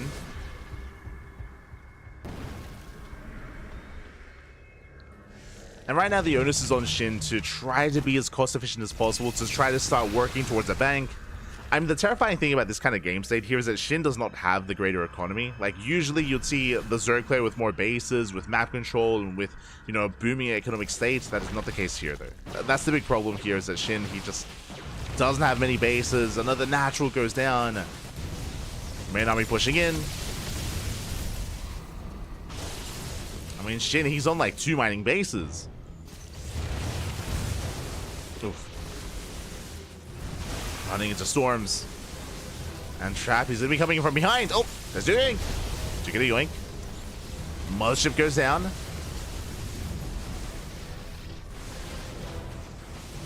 We'll see if Trap, can he try to catch out these Lurkers? I mean, Trap out of position. Lurkers are pushing in. They do get the Nexus. We're going for a base trade. Let's go. We're going for a base trade. Trappy's pushing. The Corruptors turn around. Oh, nice storm on the Corruptors. The Lurkers, they turn back around as well. Shin trying to save what little economy he has left. He wants the army. Once again, zoning storms. There's still, what, 2 storms remaining. Storm of the Hydras. 1 Ice Templar left. 1 more storm. And the Tempest, they go down. Now it's just a ground army, but the Corruptors, they didn't shoot down. And GG gets called a trap. He will take game number 1. GG. GG, well played. Trap, again, able to get ahead economically, take more bases, build up a death bull of an army. Shin just had some really rough fights in the lead up here to the late game. He was bleeding out too many Hydras, too many Lurkers went down as well. Shin, he just was forced to replenish his army time and time again. And likewise did not have a good economy behind it either. We mentioned it towards the end there, but Shin didn't really have many bases, didn't have many workers either, so he just could not sustain himself in a longer game state. It was one and done. Shin was basically all in at the end. Had no other kind of way out of that. GG. GG, well played. Despite the rough start, remember, Shin, he killed the third. He got a kill on the third Nexus. That was insane. And Shin was ahead in the early to mid game. But if you remember, Shin, he committed to Roach Hydra aggression, and he didn't really get much done with it. Like, he was having a really hard time getting any economic damage. Trap, he defended, weathered the storm, got ahead. GG. GG, well played. Very well done here by Trap. And with that, we're now getting ready for game number 2. Jumping into game 2 here. And we'll see where this takes us. We'll see. Trap didn't cancel his third as a handicap for content. True! It was all intentional, Pappy. It was all intentional. Aye. But it was very impressive. Like, really impressive defense out of Trap. Like, despite having a bit of a rougher start, he, again, was very solid here at his third and fourth base. We saw Shin going for these split pushes, trying to split up the army, trying to catch him off guard, but Trap was all over it. GG. Very well done. Very well done as we're getting into game number 2. Let's go. On-site Delta. And spawning in the bottom right-hand corner of Site Delta, we have the blue Zerg player. We have the South Korean Zerg representing Diamond Gladiators down in the series. We'll see if we can bounce back. It is Shin. And spawning in the top left-hand corner, we have the red Protoss player from South Korea representing Gen G Esports. It is Trap. We go. I guess the other thing to bear in mind, which was actually quite impactful, was the Lurker Den snipes. Time and time again, the War Prism would get into the main, and we saw the Lurker Den sniped 2 times there throughout the course of the game. The first time was actually quite crucial. I mean, both times denied Adaptive Talons. Adaptive Talons was never really researched, but it did stifle Lurker production and did kind of take or strip away the advantage that Shin had, the tech advantage that he otherwise initially had with the faster Hive, with the Lurker tech. Had to rebuild and stuck with mainly Hydra for a long time. But now we can settle in. Now we can settle into game 2. And we'll see how Shin does adjust. As for now, standard openers. Hatch gas pool, no crazy hatch block across the map or anything like that. Nothing wild yet.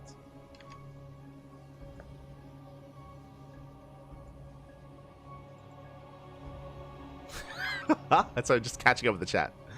Is Light a Viper because he sure abducts the audience with his great casting. Ahí está. You're an animal. God. I like to believe that, like, because there were so many abducts in that game, you just keep hearing the word abduct, and you're like, I need to say something about this. And he keeps saying duck, Papi. Oh no. You're an animal. Ahí está. Shaking my head.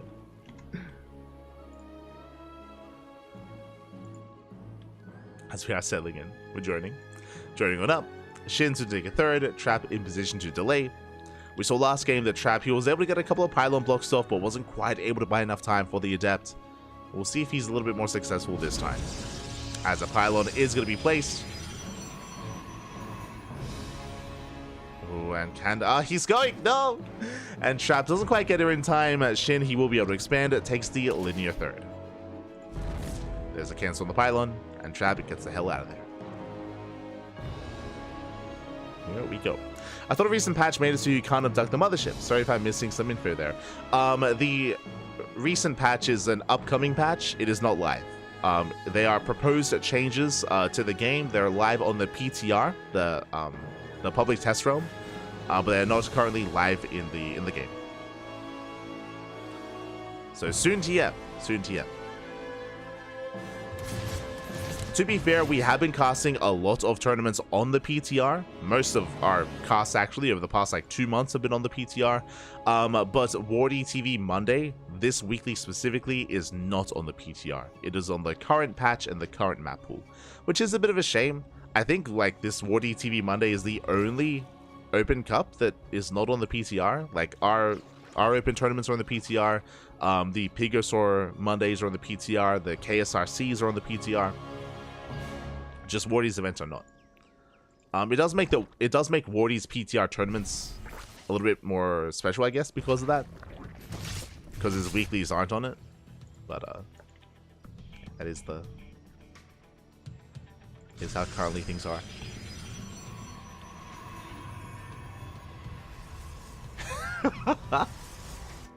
My brain just hears a word. Hears a word. It makes up a lot of word plays automatically. It's just how it works. I see.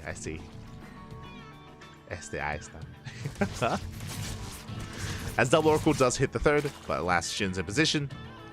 Rotating over towards the natural. Spore is ready, and Shin does defend. Oh, as Trappy does does run over the queens. First Oracle goes down. Yeah, rough moment there for Trap, as he has not gotten much done with them. One drone for one Oracle. Ay. Not the best trade here for Trap. Does pull back, getting to his own adept aggression. Following it up with a Forge and a Twilight Council. Should be plus on a Blink on the horizon here for Trap. Just a standard follow-up. But now there's that much more pressure on Trap to get damage done. And here we go. Vanilla Adepts across the map. Double Oracle. Let's see if we can make up for that dead Oracle at the start of the game. Or earlier. Here we go. As Trap shades into the natural. Going for the fourth. Can force a cancel. Up. He can and he will. Fourth base is going to be denied. Nice pickoff. Headed towards the natural. Lings are keeping up. Trap pulls away. Upgrades are on the horizon. And denying the fourth base, I mean, that's a nice pickoff. It does help definitely here for Trap. I'm sure he's still looking for a little bit more damage. Up. As Lings, they collapse in. They get us around here on the Adepts, but they will shade away in time. Doesn't lose an Adept yet. They're quite low, but they do survive. As Shinny wants to chase them down. He wants to and he will. A couple of Adepts will fall. Until they make it back home. Just in time. And Shin shouldn't be able to get too much done here at the third. And force back. Trap defends. Shin backs off. He's going to be saturating his bases. Getting up to 3, soon to be 4 base economy. The fourth base is still quite heavily delayed because of that cancel. Still in the way. Likewise, we do see a Trap confirming saturation. Gets eyes on the mineral line, the gases. And we at least know that Shin is getting into Ling Roach Ravager. Has yet to tech up. Has the lair, but there is no Hydroden. Not yet, at least. Just Ling Roach into Banelings. A very different kind of composition here from Shin. A little more mid-game oriented. He's massing up roaches as we speak. Has gotten up to 71 drones. He isn't making any more workers yet. He's focusing on purely roach production.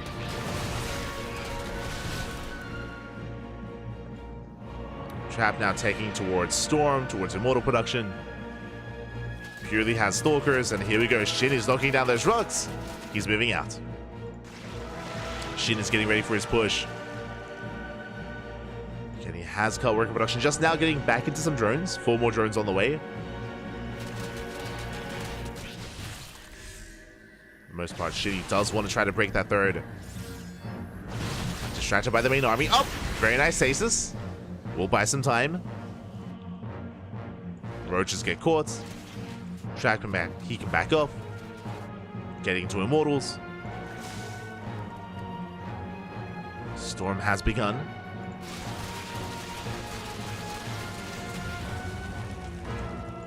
Storm is on the way for Trap. But Shin is about to max out. He's about to max out here. Trap, he's playing with fire. He has to get the hell out of here. Oh no! Forced to recall. We'll lose 1, 2, 3 Stalkers. 3 Stalkers go down. Oh, sorry, 2 Stalkers go down. One of them barely survived. Trap being forced back. 4th base under fire. Shin is looking for a cancel. God, that's a lot of banelings. 50 banelings! Oh my god! I knew he was going to make a lot of banelings, but Jesus. 50 banelings rolling in. How good are the storms? Nothing already. 5 more seconds. The boys are being pulled away. Yeah, storm. Oh, they will connect. Pretty good storms, but the base is going to go down. Hi. Banelings once again just zoning back the army. Oh, is there a storm? There is. Thankfully. Is the storm to zone away? But there's still even more banelings. No more High Templar. No more storms. And the Nexus should be going down. Oh yeah, 11 probe kills and the Nexus. I said and the overcharge. Oh, does he save it? No, just barely not. Nexus goes down. Trades well with the Stalkers. Oh my god. So many Stalkers fall here to the Lings. And in a way, Trap does hold. Trap at least did hold on to his 4th as well. Does maintain a worker count. He's got 60 probes. But Shin, he can just remax and do that again. Once again, diving on the High Templar. Oh, gets 1. 1 High Templar goes down. And Shin is getting ready to do that again. But mate, that was 50 banelings. That's crazy. Oh my god. That's it. Losing the 3rd for content. Oh no. Trap, he is a fan of content. He's a fan. Look, he knows he has to make it exciting, man. He has to make it exciting. He can't just win the game. That'll be too dull. True. This K-Waves are going down.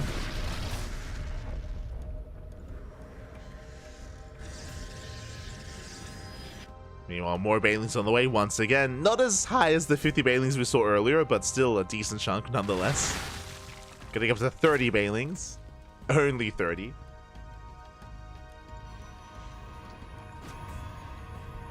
Now, what I will say, because Trap was able to save that 4th base, he still has a pretty decent economy here, but it will come down to how efficient these storms are going to be. There's a lot of banelings, but depending on how Trap engages, he can either hold on, he can still take a fight, but we'll see as banelings are rolling in. Just collapse in towards the 4th. High Templar getting caught out. Oh! Storms get thrown down. Good storms here on the banelings, but regardless, still get into the mineral line. They at least try to.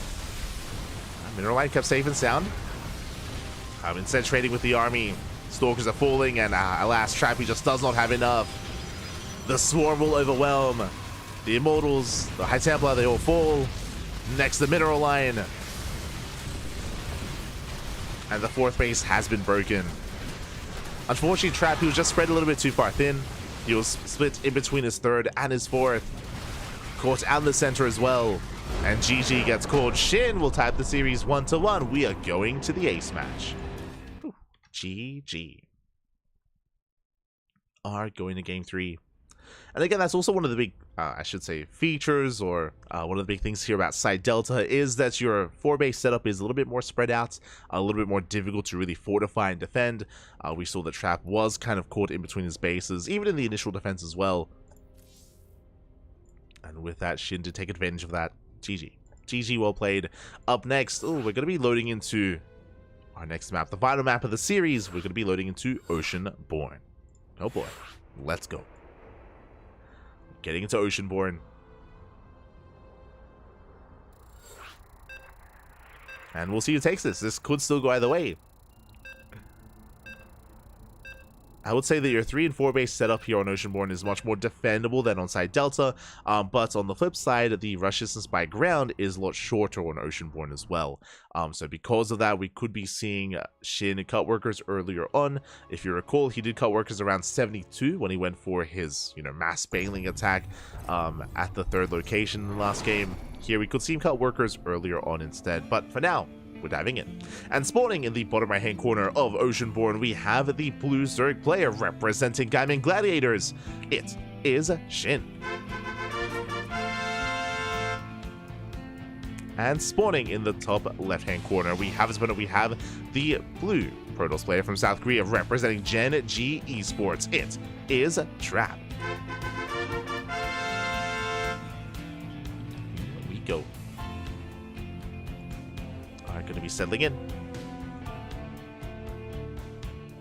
And my eyes are going to be on Shin here to see when and if he does cut workers earlier on, if he does commit on 3 bases, whether it's with a German taxi, a Queen, Roach Walker across the map, or if he does embrace a more macro game.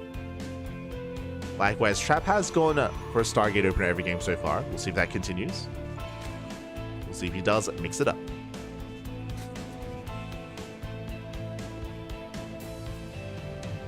Hola, papi. Hello, password. Hello. ¿Qué tal? ¿Cómo estás? Buenos días. Me imagino. Buenos días, papi. Hopefully everything's going well. As Shin is going hatch pool gas. We saw something very similar to this in game 1. Very similar.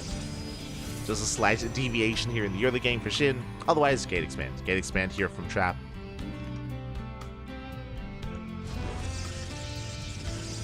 I just saw the chat. Losing the game for content. The content machine, Pat. You've been teaching him well, Gemini. Oh my god. Oh, the content. Let's go.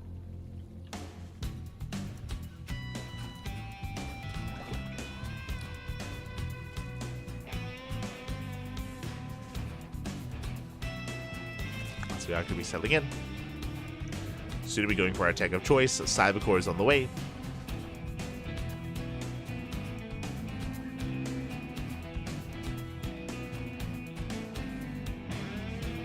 And there it is. It is going to be that Stargate once again from Trap. Right across the map. Once again, Trap going for the pylon block. This time going to be a little bit more successful here, in a sense. It is very unusual for the Zerg player to expand at the linear third base location. So Shin, he will fight for it. Pylon is still in position. Sorry, the probe, I should say. Up! And he does not get the delay. Hatchery gets thrown down. The Adept has arrived, but Shin does get his third. Does get his expansion. But every game so far, Trap, he's been all about that pylon block. All about slaying the third. Adept chases into the main. Gets a Ling. One Ling so far. Second Adept joining with the first. Is looking to meet up.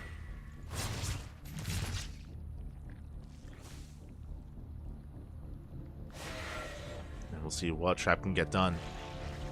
Likewise, Oracle's on the way. Trap soon to expand and take his third. Soon to do so.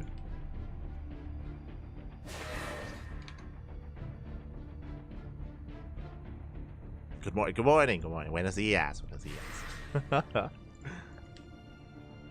Jesus, it's already so late. Yo, my sleep schedule is ruined. After casting so much over the weekend, I woke up at like 9:30 p.m. today. Jesus. I mean, just in time to cast, to be fair, but it was a rough weekend. It was a rough weekend, and I have to force myself to sleep after this because we have the Pig or Sword Monday in the morning. Pig or Sword Monday. As the Oracle dips in. This time Trap does not lose the Oracle. Does get away. Let's go. Let's get away. Do have a safety Roach Warren in production here at the 420 mark. Nice. 420 Roach Warren. Trap being that much more attentive this time with his Oracles. Oh. Gets a couple of Lings.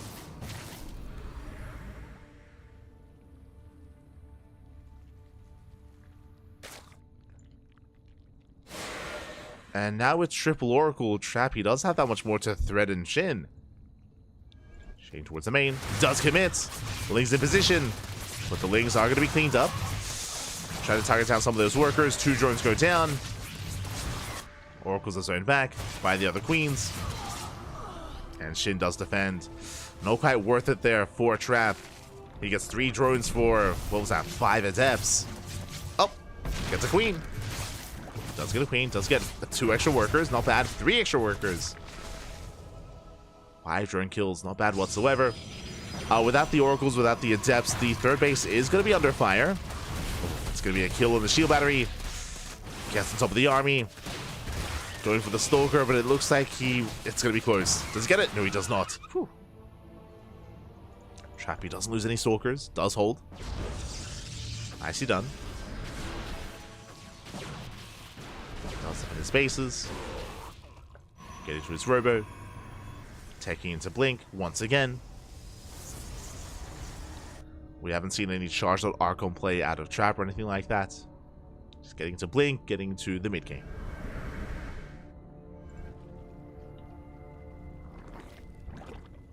Likewise, the lair is done. Extra gas is being taken. Interesting. Shin, I was going to see if he was going to throw down a Hydroden, but no. Goes for the faster infestation pit. Going to gain access to a faster hive.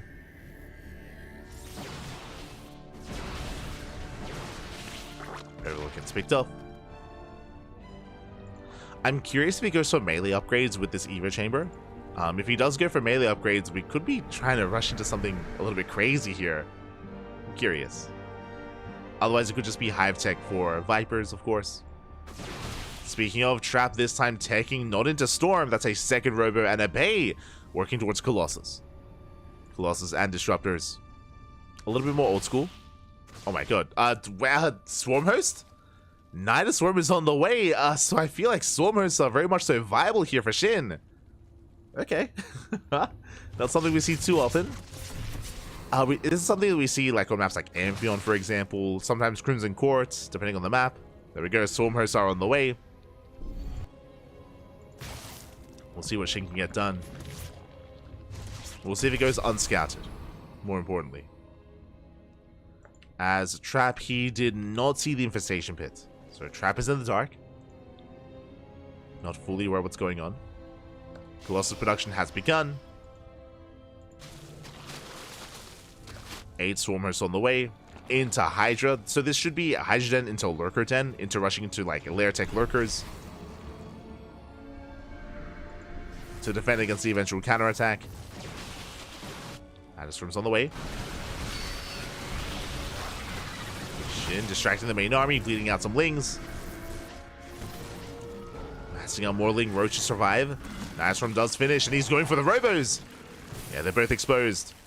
Our forces are under attack. Shinny dives in. What does he go for? Yeah, the first Robo's going to go down. The Colossus is denied. Massive pickoff. Can he get that Nexus as well? No shot. He wants it. Colossus does arrive, and it looks like up. He does not save it, just barely not. Nexus goes down. At the same time, Ling Roach hits the 4th. Yeah, Shinny's all over this. That's a cancel on the 4th base. Trap knocked down to 2 bases, the main and the 3rd. He's stuck at home. Lurker Den's on the way. Hive is on the way. Hydras are amassing. Shin getting ready for that Lurker transition. Up. Does Trap catch the Storm Host though? Almost. Almost. Storm Host, they dive back into the Nidus. They survive. Shin rotating around. Just keeping Trap pinned back at home. Being honest. Local save coming in. This time trading with the Stalkers. Nice blinks around the Trap. Does avoid losses. Gets one Stalker. One Stalker goes down. Lurker upgrades on the way. Again, it's only 8 Swarm Hosts for Shin. And he's done with them. He's done enough damage. Now it's going to be all about the Hydras and the Lurkers. Can they get there in time, though? Trappy's moving out. Trappy's going for a counterattack. Zoning back the Roaches. Lurkers are morphing in, but they're exposed. Shinny has to engage. There we go. Does force a cancel. Local save into the natural. Once again, going to snipe the Nexus. It's going to go down. And the main army cannot push in. There are, what, 4 or 5 Lurkers on the high ground. And the Lurker count is only getting higher. More Lurkers morphing in. Disruptors have arrived. So far, Trappy's catching up. Does catch up with the Nidus Worms. Does shut them down. Most of them. There's still so many Nidus Worms.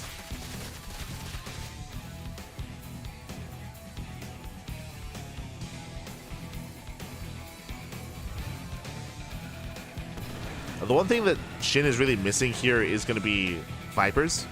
I believe no Vipers yet. Just purely Ling Hydra Lurker. DTs move out. Main army pushes in.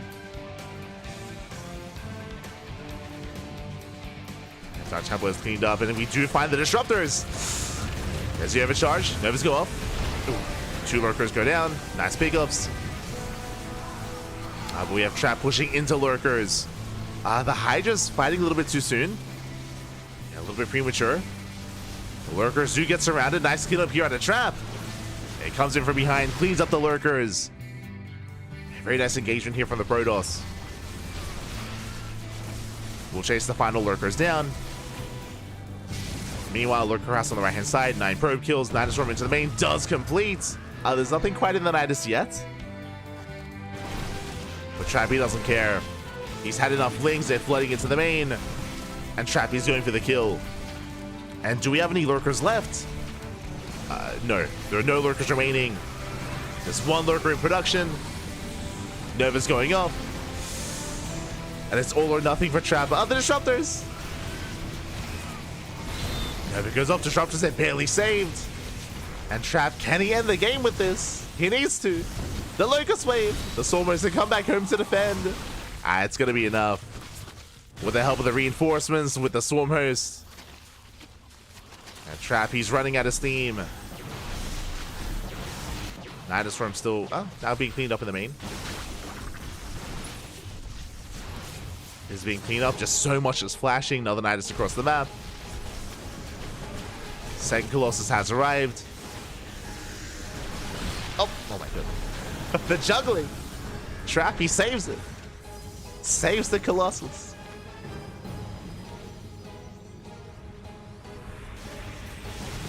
Up to 3. Where are the lurkers? 2 of them just now morphing in. Speaking of, one of them goes down. There's 1 lurker left. Not enough support. Wow, Trap with the lasers. He does get on top of the final lurker. Does fall. Another one does come in to reinforce, but there's barely an army here. The Swarm. We need the Locust Wave. Lurkers are going down, and Trap, has he barely done it? He dives on the Swarm Host. Does focus him down. Gets 2, gets 3. Where's that Locust Wave? He needs it. Looks like he'll spend across the map. He did kill the base. Trappy doesn't care. He's going for the kill. 1 Swarm Host left. It's not enough. We got 2 Locusts. And wow, despite not having an economy, Trappy's on 2 bases. GG gets called. He doesn't need bases. He will take the series at 2-1. GG. GG, well played again. Shin, he was focusing a lot of supply to counterattack, to harass. We saw Trap, also we saw Shin, I think it was the last Locust Wave that he had, was actually across the map instead. Did kill a base, did kill a mineral line, but he did not have enough back at home to defend. GG, not enough lurkers either, and Trap will take it. Trap will advance on to the semi-finals. GG. GG, well played. Trap, he was completely all in at the end of that game, but he did have more than enough very nice control with the Warp Prism, juggling those Colossus, keeping them alive. More importantly, diving on the lurkers as well, making sure once they did morph in that they could not burrow, they could not actually maintain themselves. There was a lot of pressure. There was a lot of pressure on Trap there in those final moments. Congratulations. Congratulations. Trap does take it. And with that, we have our semi-finalists, and we have to figure out where the hell we are. What's going on? Where are we? Let's catch up here. Oh my god, as we have the upper semi-finals, exclamation mark B in the chat if you guys want to have a look back yourselves. Oh my god, thank you so much. Thank you so much, Rex. Baby God, thank you so much, Rex, here for the raid. Hope you had a great stream. Hope you had a great cast and also performance in the tournament. Thank you so much. Welcome one and all to the WardiTV Monday number 11. We just wrapped up with Shin versus Trap, and we are catching up on some of these results. We have Clem. Taking down Classic 2-1. Went to the ace match. did go to the ace match. Shout out to Classic, did take a map off of Clem. Meanwhile, Bjorn takes down Hero 2-0. We have Clem versus Bjorn in a TVT in the upper semifinals. I believe that is currently being casted by some of the other casters. We, of course, are busy with our own series instead, as we do scroll down to the lower semis. We have MaxPax. MaxPax takes down Gumiho 2-1. Also went to the ace match, so shout out to Classic and Gumiho. They both did force ace matches out of Clem and MaxPax, but we'll see if they can be stopped from facing and meeting in the finals. Up next, MaxPax versus Trap. Now, as I just mentioned, I believe the upper semis is currently being casted, and the lower semis will not begin. Will not begin until the upper semis is done. So we are going to be going on a break. We're going to be going on a break. When we come back, we'll be jumping in mid-series into Clem versus Bjorn. Let's quickly double check here. Where are they? Are they in game 1, game 2, or game 3? They're in game 2. Oh my god. Okay. So currently, gee, those are fast games. Oh my god, what's going on over there? But Clem and Bjorn, they're in game 2. Clem is up 1-0. Is leading 1-0. Which means if Clem 2-0s, then we'll just jump right into MaxPax versus Trap. That is going to be our next series. Otherwise, if Bjorn wins this game currently against Clem, then we'll be jumping into the ace match. We will have the ace match between Bjorn and Clem. So we're just setting that up and getting things ready. Bjorn and Clem. Clem is up. Shopify. Beautiful. So if you want to tune into the current series, which is Bjorn versus Clem game number 2, that is being covered by Wardy and all the other language casters as well. Wardy alongside Behemoth, Koka, Cyan, and many others.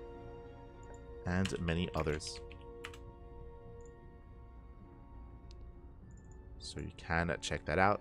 Beautiful.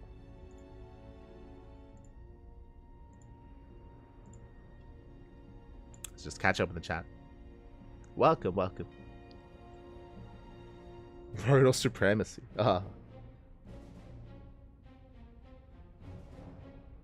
You're calling the game too early, Pat. Oh my god.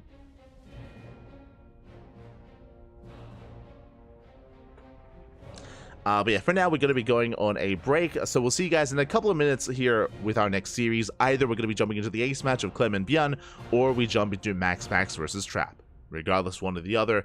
That's also why we focus on our portion of the brackets, because usually TVPs are the go-to here in the WardiTV Monday. So I wanted to cast as much Zerg as I could while we could, but now it's all about the Terran and the Pratas. Let's go. Let's go.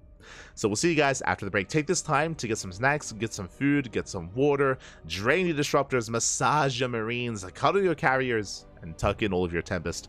We'll be back soon with our next series. See you then.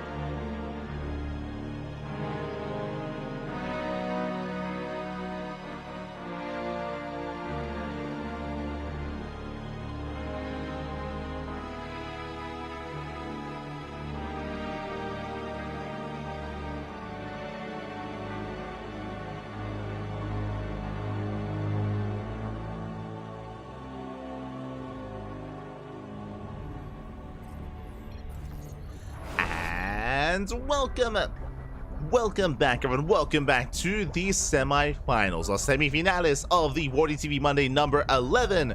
Whew, it's been an intense tournament already here. The upper semis has already concluded. I did update in the Twitch chat, but Clem did take down Beyond 2-0, and now we are looking to find out who faces off against Clem in those grand finals. As spawning in the top left-hand corner of Amphion, we have the Danish Protoss player, the blue Protoss, representing Psystorm Gaming.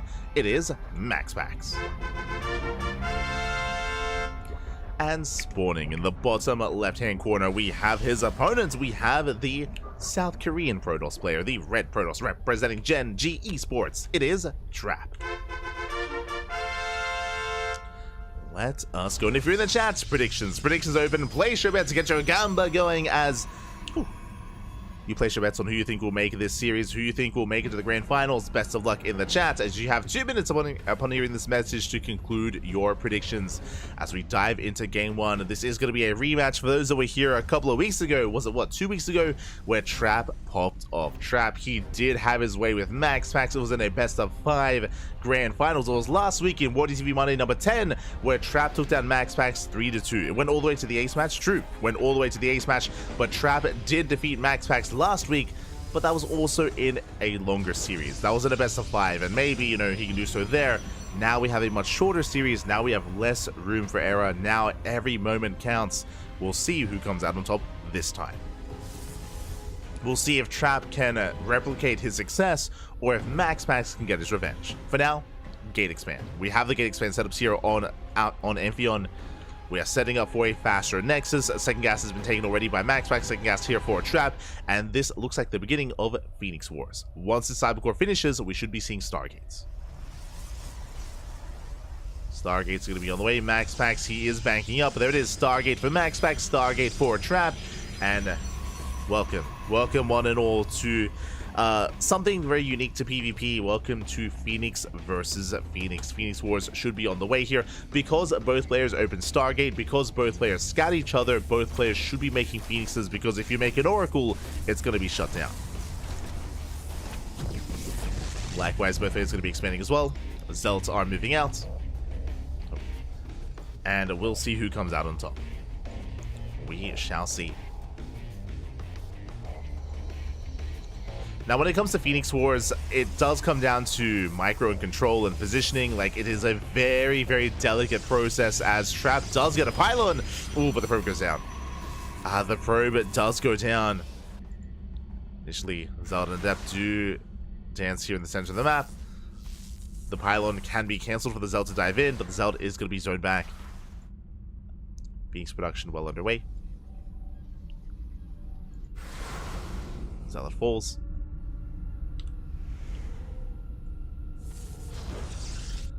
And this Adept can be used to try to force a lift. If the Phoenix is, of course, lifting the Adept, then it's not attacking, and then MaxPax can take advantage of Trap. So this Adept is a tool here to potentially overwhelm these Phoenixes. So Trap has to be very careful with and how he does lift that Adept. Speaking of, does lift the probe in the main. Phoenixes are building up. Adept is still here. Oh, shades in! Adept does shade him, which means Trap, he's gonna have to lift if he doesn't commit. Doesn't commit yet. Okay, we're holding off. MaxPax calming things down. Second Stargate's on the way for both players. Adept gets lifted and has to be dropped. You can see here that it has to be dropped. There we go. Adept does go down. Ooh, just barely. MaxPax does get an extra hit in. Oh, it's gonna be an awkward fight. Trading 1 for 1. Still slightly in favor of MaxPax though. Trading 2 for 2. Whew. Okay. 2 for 2 trades, even so far. And both players back off. Both players do back off. Now, Trap did take a little bit of hull damage here on his Phoenix, which is less than ideal, but outside of that, even trade. As Trap does pull away. And MaxPax making 2 Phoenixes at a time. Trap should be doing the same. There we go. Also making 2 Phoenixes at the same time. Oh! It is down 2 though. Trap, he has to back the hell off. He is slightly behind in production. So he has to respect the army here of MaxPax. One bad fight and the game will end.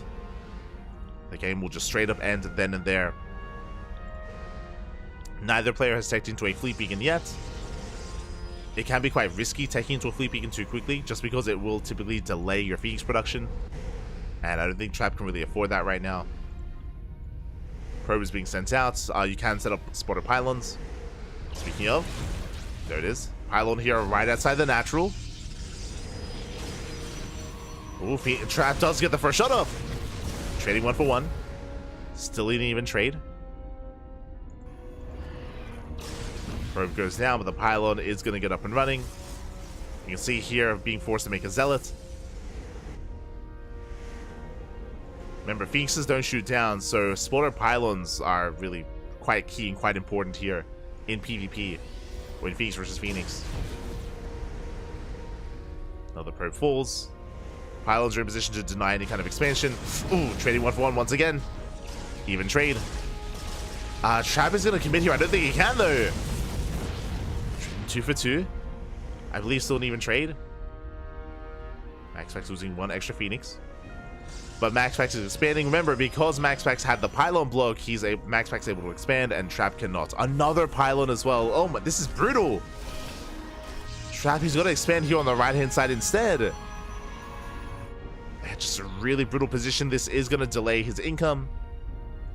It is going to delay his mining. His bases are more spread out, more exposed. So coming into the mid-game, MaxPax does have an advantage because of the third base location. Meanwhile, Phoenix range is faster for MaxPax. Trap just now getting into his own fleet beacon.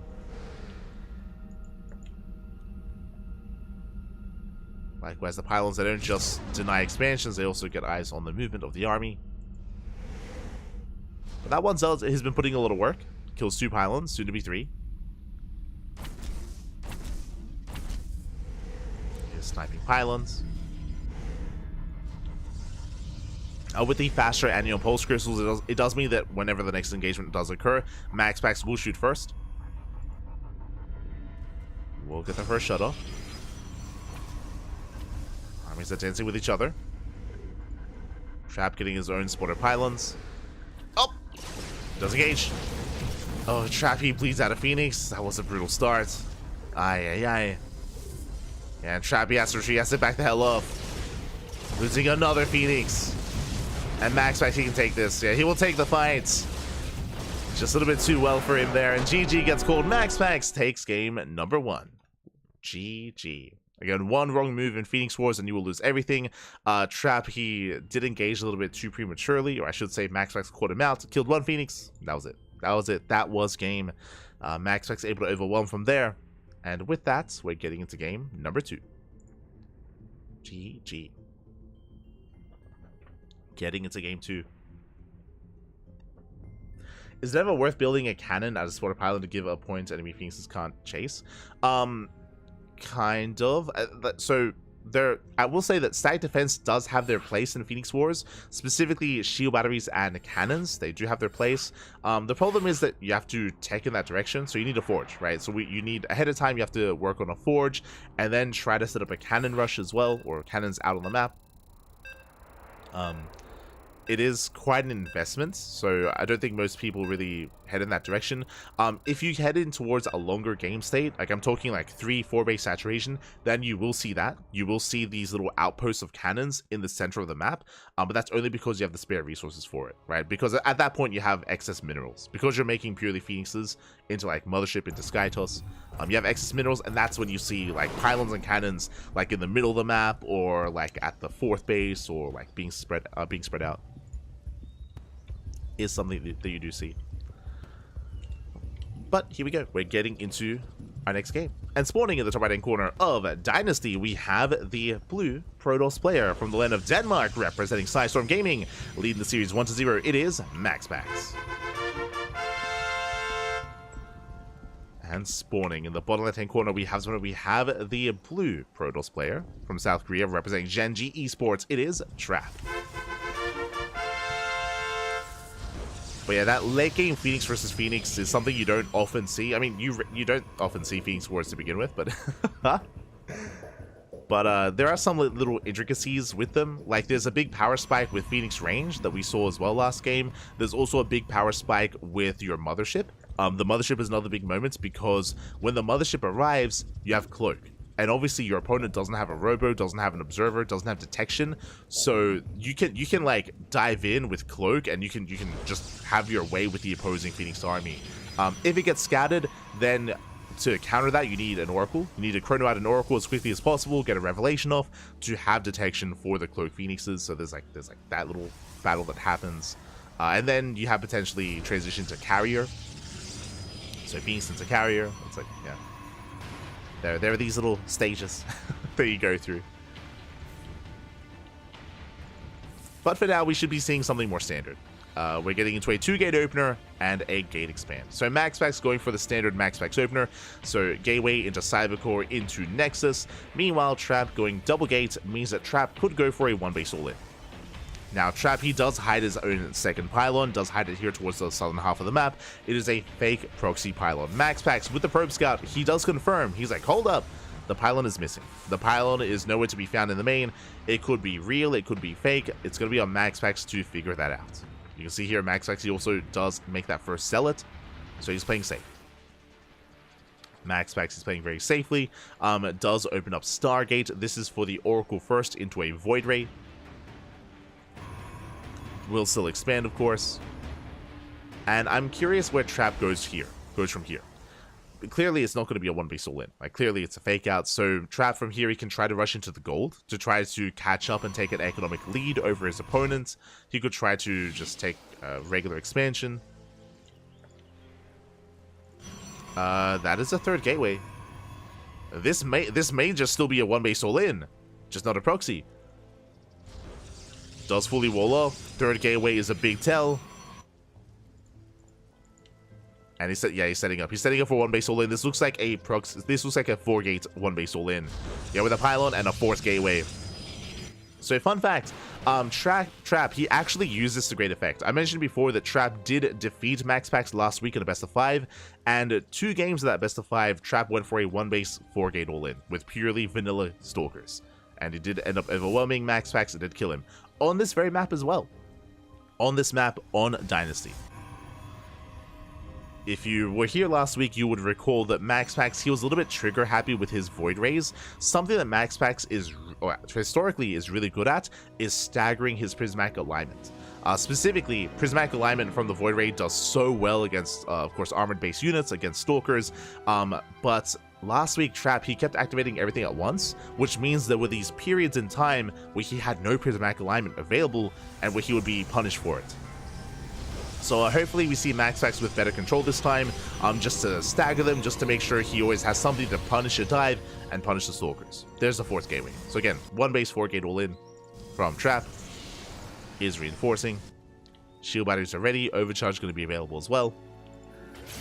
Stasis into the main. Trap, he does respond in time.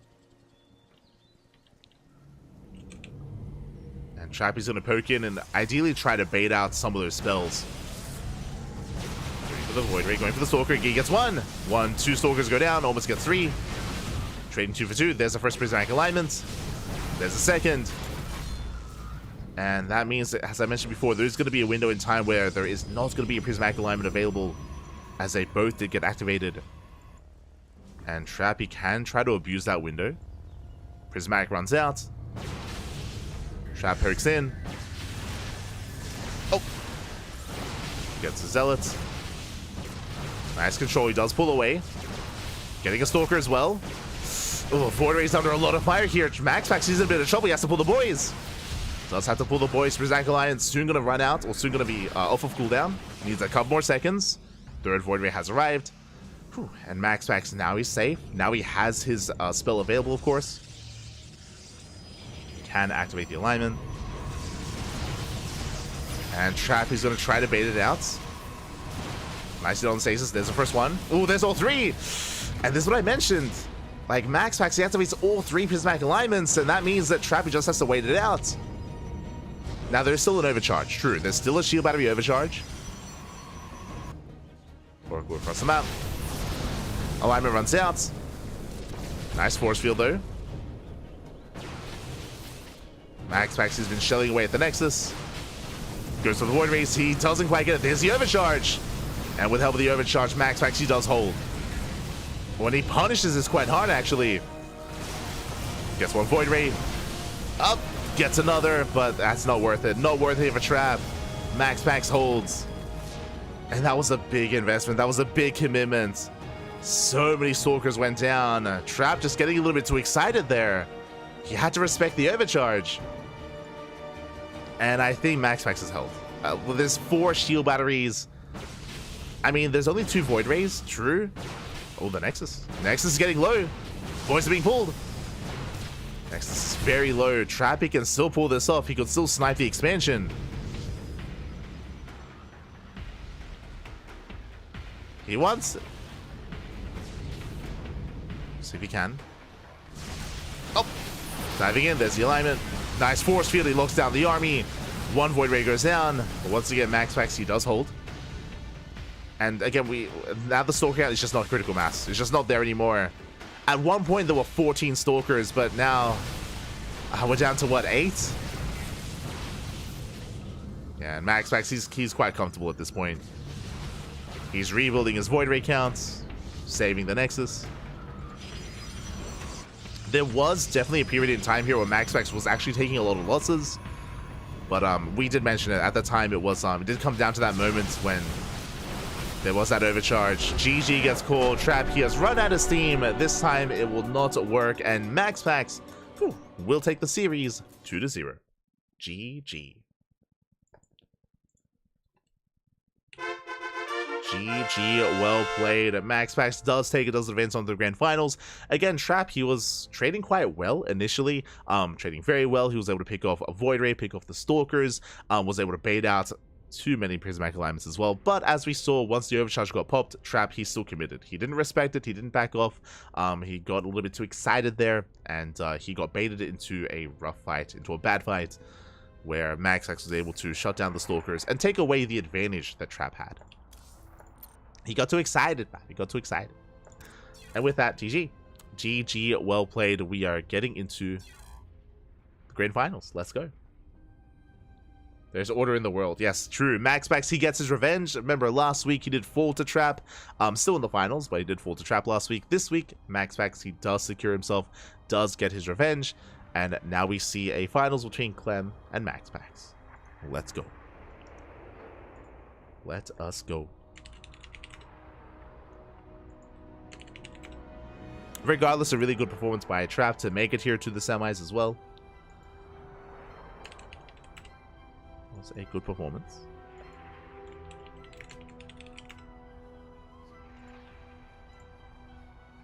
As we are setting up here for that best of 5. And we'll see if MaxPax can keep things going. It was last week, if I remember correctly, that MaxPax, he also went down to, he lost to Trap in the finals of WardiTV Monday. And I want to say that MaxPax, he went down to Australia in the KSRC. And I think he also went down to Australia again in the Pigostorm Monday. So last week, MaxPax was having a really hard time in PvP. If I remember correctly, let me just double check that. Lara, Steadfast, Roddy Cup. The last one. Yes. So Australia 2-0'd MaxPax. And what happened in the Pigostorm Monday?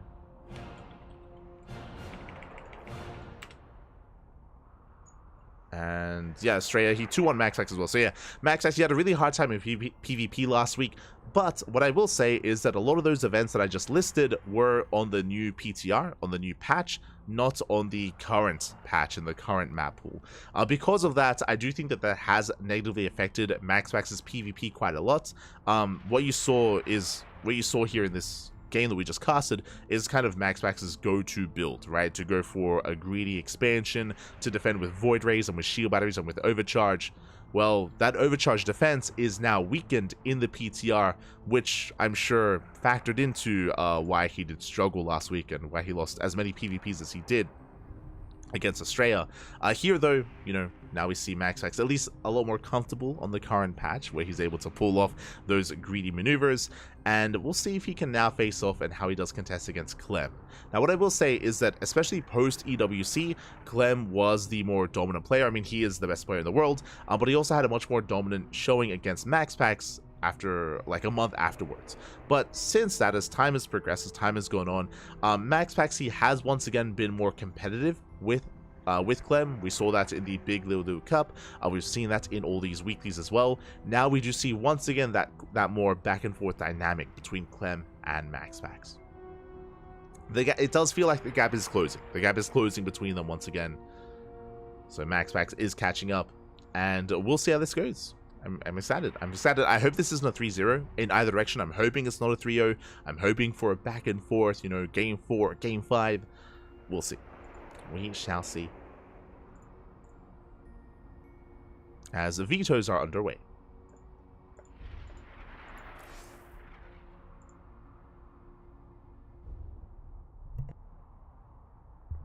Vetoes are underway.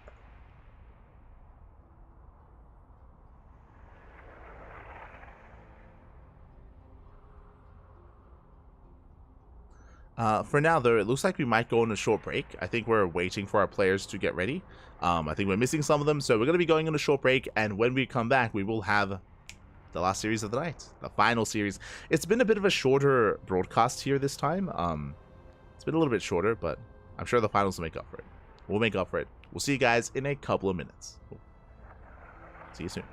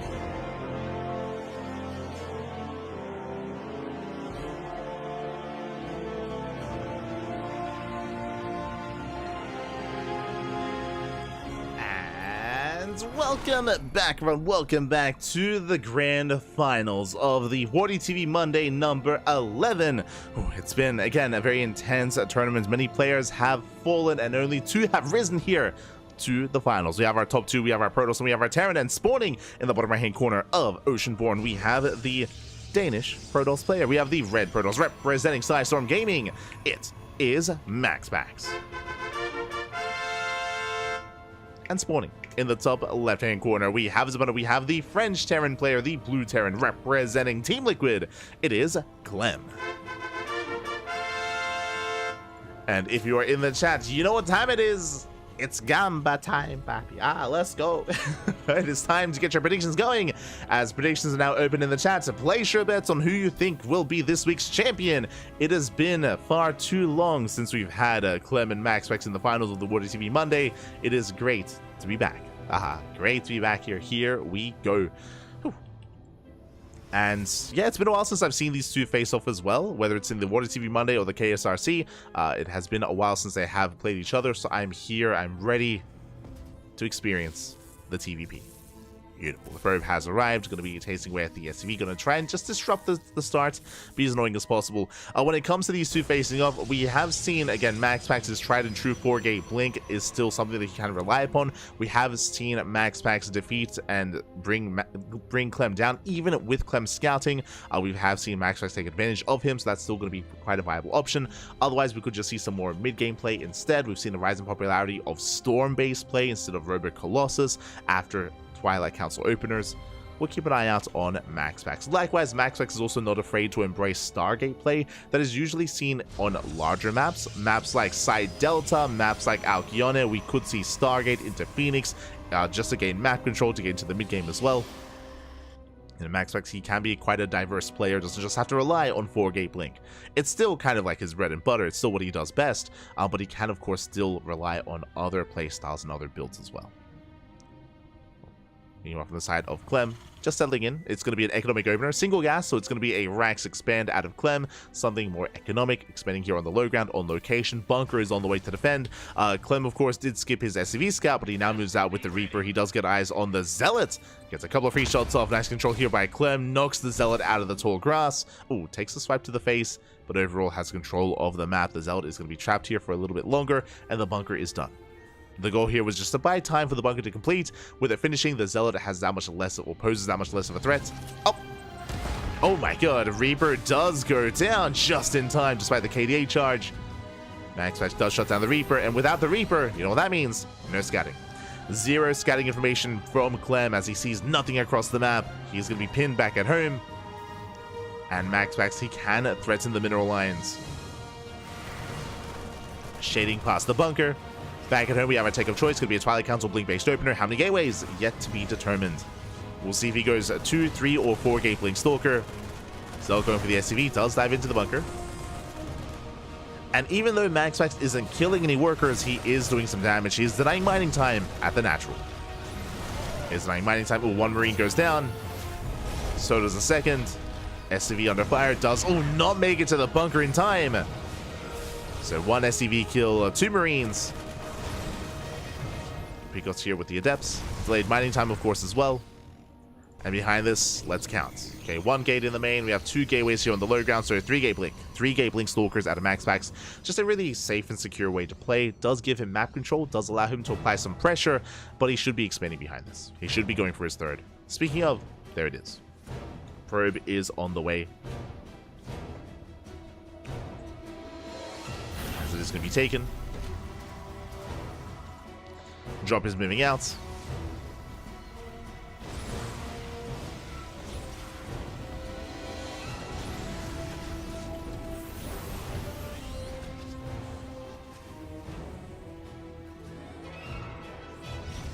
The only S2 player cuter than Clem is MaxPax. I see a MaxPax, I raise you a Terminator. Okay? Aye. Never forget. Beautiful. As we do get Clem diving into the main, he does get shut down. Very nicely done here by MaxPax. Does shut down the drop.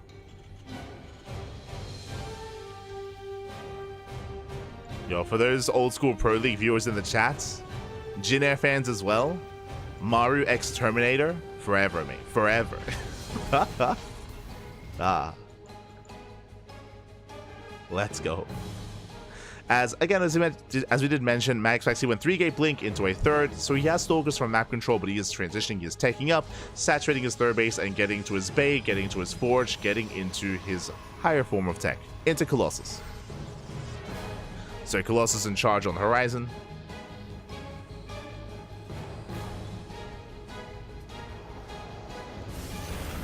Oh, Stalkers, they dive in. They do make it past the bunker. Remember, these are vanilla Marines. The boys are being pulled. One Stalker does go down. Two Stalker... Oh, not quite. So one Stalker falls. Not a bad trade here from MaxPax. Trading out a Stalker. Meanwhile, Hellion gets across the map. Does confirm saturation. Slips into the natural as well. Gets one probe kill. And might get a second worker. 3 probes in total do go down.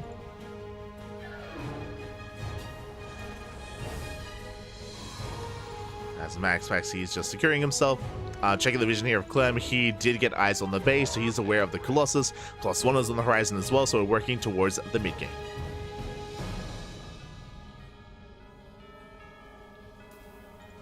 Working towards that mid-game. MaxPax getting to his gate explosion. So looks like he's, for the most part, done with Blink Stalkers and working towards charge shots, spending his gas, of course, on Colossus. Building up his gateway-based army. Clem, meanwhile, moving out, does avoid the Observer. And he's trying to come in behind those Stalkers. We'll see if he can lock them down. Stalkers, they do blink away. MaxPax, he did spot the Marines. He does get the hell out of here. Does pull back. You can see Clem, he tries to surround, but there's nothing to surround. Clem, he already made it out. Sorry, MaxPax already made it out. It did slip away. Meanwhile, Clem is pushing. We'll see if Clem can threaten the third. He is expanding behind this, landing his third base on location. The army is spotted. Clem, he stims a portion of his Marines. But Colossus are ready. One Marine goes down. Clem, he has to pick up. He's actually diving on the army. Oh my god! He dives on the Colossus. He gets one! One Colossus goes down. Can he get the other? We'll lose the tank. No, never mind. He saves the tank! Clem, he's crazy. How did he pick it up in time? Did save the tank. There's one Colossus left. Second one is on the way. Clem, he goes for another dive, and he will bring down the Colossus. And 3 Marauders in a dream. All he does need. Third Colossus does pop out of the robo. One tank gets targeted. And with this MaxPax, he should be able to hold on. He should survive. Does have a rough trade, though, bleeding out so many Stalkers. And that means there's not enough anti-air. That means that the medevacs escape. Clem, he pulls back, but he knows that he has momentum. He knows how battered and bruised the army is. This is the army. 1 Stalker, 1 Colossus, and 3 Zealots. That is all that MaxPax has right now. Clem knows how close he is to breaking MaxPax. There's another warp in, getting a couple of Stalkers, more Zealots. MaxPax trying to build up an army. Clem, he scans, he sees. He wants it. He wants the Colossus. Gets a couple of shots off, has to pull back. Vikings are being targeted. Second Colossus has arrived. The flanking Marauders. He gets 1. Does he get 2? Not quite. Still better trades for Clem, but he will lose the medevac, and MaxPax holds. Whew. MaxPax, he barely does hold on with that reinforcing Colossus. What's terrifying, though, is that, again, MaxPax is still bleeding out these high-tech units. Stalkers, Colossus, these are expensive losses here for MaxPax. Clem, less so. Clem, he can maintain himself here. Bleeding out Marines and Marauders. Now taking up into Ghosts, getting into a longer game state. A lesser player, a lesser Protoss player would have just died then and there, but MaxPax, he holds, and he's still in this. We start with the Stalkers. He maintains his 4th. Getting it saturated. Clem, his own 4th base is halfway done. Well, MaxPax does get punished. Does bleed out a couple of Stalkers. Has to pull away.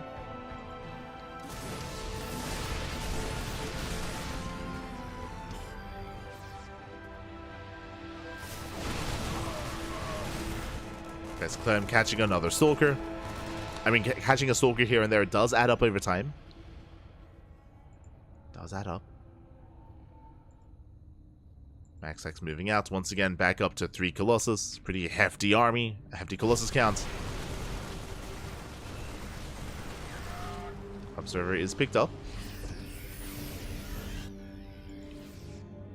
MaxPax still being active, rotating around. Does run into the army. Gets the first Ghost. Yeah, 1 Ghost goes down. No EMP. Massive catch here for MaxPax. Dives on the army. Clem is holding his own. Up. MaxPax, he gets a 2nd Ghost. Very nice pickoffs. Does get 2 Ghosts. Backs off. Goes for a Zealot run by. Ooh. And Clem, he was caught with his pants down there. Did not have eyes on the main army rotation.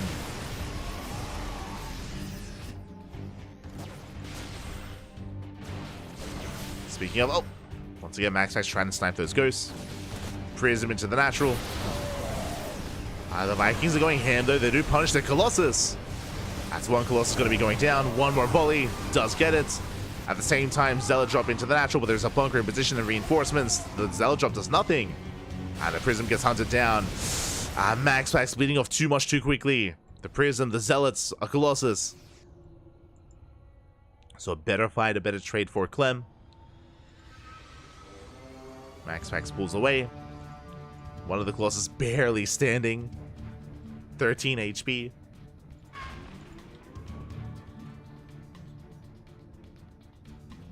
So MaxPax tries to get into his 5th. Oh. Doesn't quite get the Ghost. And he pulls back, saves the Ghost. Once again, MaxPax trying to be active. Army is revealed. Clem does have to retreat, waiting for reinforcements. More Vikings are amassing. A nice concave. Colossus are a bit exposed. EMP does connect. Does connect, but Clem has to back up. Yeah, just too much of a supportive army here for MaxPax. Does get the hell out of there with the Colossus, though. They're so close to going down. They're so low.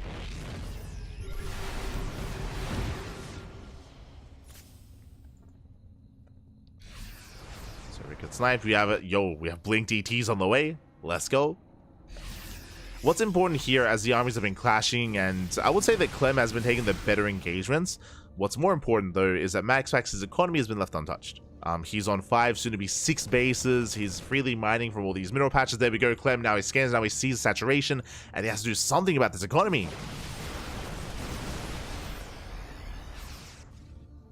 As MaxPax has been freely expanding. You can see now Clem going for a split push. He has spotted the bases of MaxPax. He knows.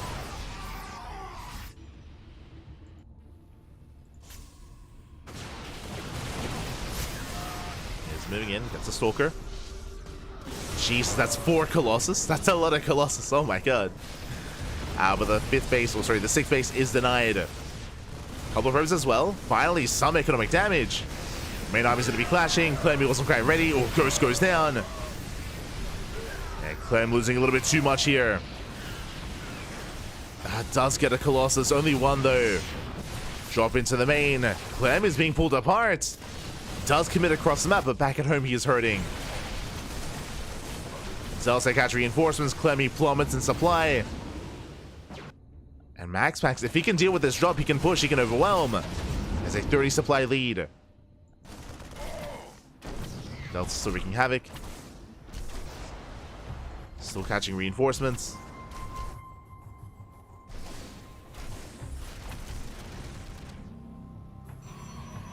MaxPax is going to be the first to max out.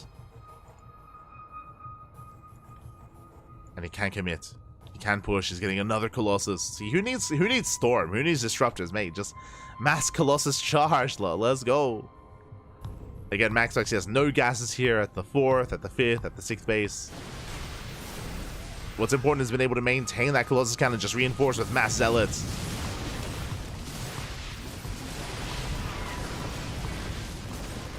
And without EMPs, Clem, you can't really contest against this. Without EMPs or splash damage. Nice EMP on the Stalkers. Vikings, they get one Colossus. Choke point is brutal. MaxPax, he has to respect it. He has to back off. Going for a massive DT counterattack. There is one turret, but we have seen a mass DT take down a planetary in 2 swipes. MaxPax is getting ready. He's hoping to distract first. He's pushing in. And he pulls the trigger. He's going for it. He's keeping Clem's attention here on the center of the map. Zealots, they hit the left-hand side. DTs, they go for the planetary. Does go down. Again, Clem, he wasn't able to pay attention, wasn't able to focus on the harass. That's 22 SCVs falling. 23 even.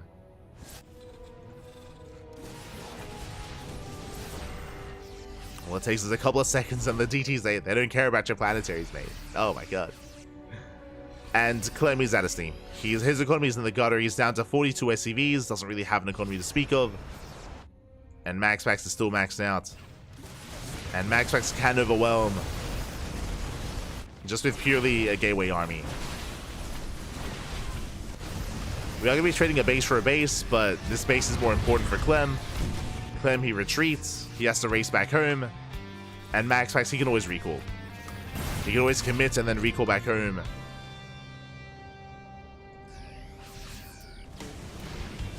As DTs, they hit the third. They get 10 more SCVs.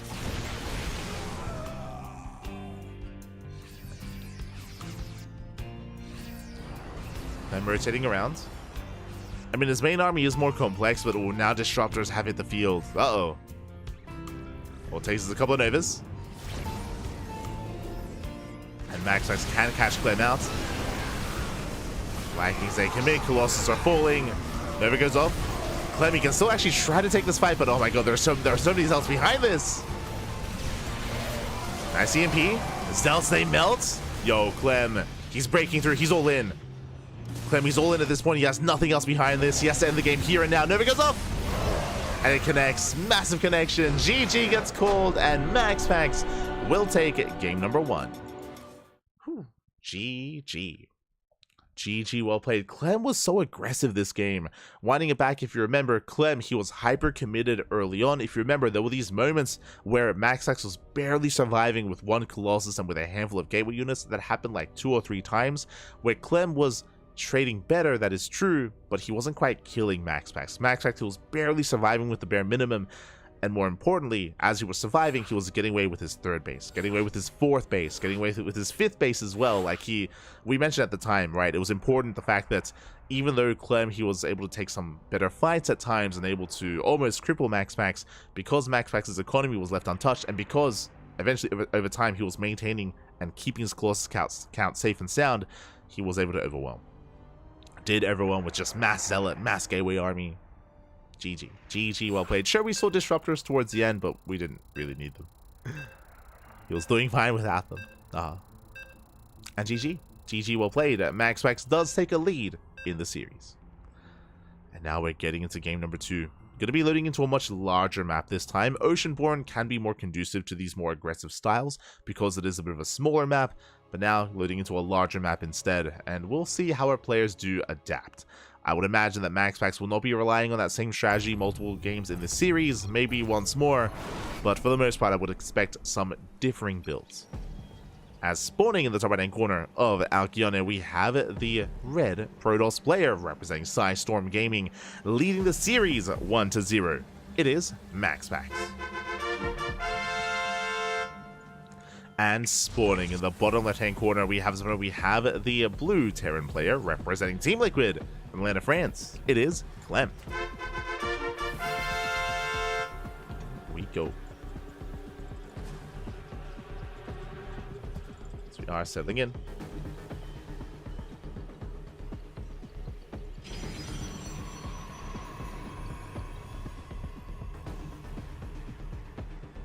Here we go. And again, I'm sure both players will be adjusting their approach here when it comes to game 2. So MaxPax was able to get away with a very, very greedy economy, and that's really what propelled him in that game. And again, I'm sure Clem is fully aware of that as well. which is also why players typically do adjust their builds over the course of the series. No, you don't want to rely on the same thing multiple games in a row. At this level of play, that will get you killed. Like that, that's a good way to get outmaneuvered and to be punished.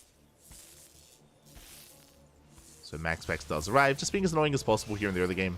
Oh! Almost gets the SCV and pulls away. So as a reminder, last game MaxPax did go for a 3-gate blink opener into a third, into Colossus.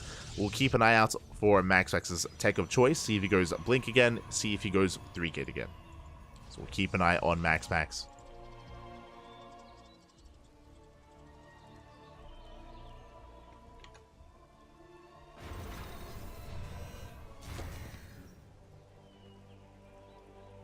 So I'm catching up in the chat.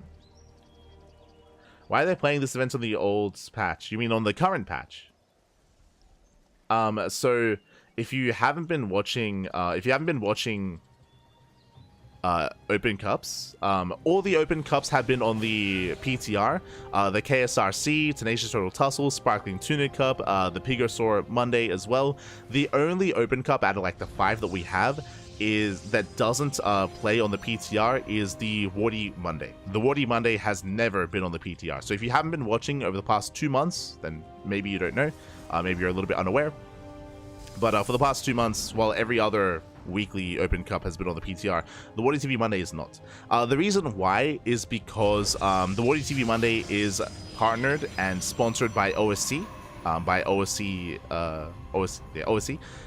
which is an online tournament like championship. They do provide OSC points, and they require the game to be on the current patch. They do require it, and Wardy has chosen to stay partnered with OSC for the Monday Cups. Just as a heads up. So that's the reason why. For some context, the other Open Cups also were partnered with OSC, and because of that, we would also get some funding for them. But we chose to end partnership with OSC at least until the PTR ends to actually host them on the PTR. So, for example, like Sparkling Tuna Cup Sparkling Tuna Cup and the Tenacious Total Tussle, we used to be working with OSC on the events. They would help, provide some prize money and OSC points. We have terminated that until the PTR ends, basically. Wardy chose not to. So that is the reason why.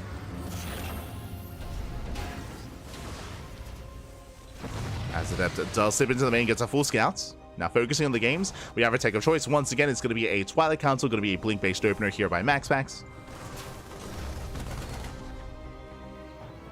Once again, meanwhile, we do see a dive into the natural. Doesn't quite get much done, though. As Zedep got a full scout of the main base, gets eyes on the 1-1-1. We do have tank production and Banshee production very early on. So a very aggressive build here by Clem. This has been very trendy over the past, like, half a year of play. Going tank Banshee, very aggressive. Wouldn't mind dropping to the main. MaxPax, he does respond in time, does pull away. Despite that, 4 probe kills. That should not have happened. Not bad. So 2 probe kills per Widowmine. Very nicely done here by Clem. Got a bit more damage. 3rd Widowmine did survive, but last is going to go down. Or 2nd Widowmine even. So MaxPax will clean this up, but the drop got more damage than what really should have occurred.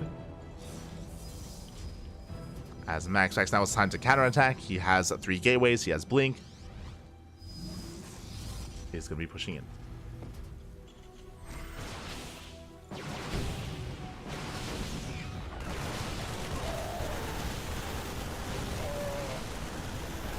As MaxPax is trading well, he does get 3 SCVs already.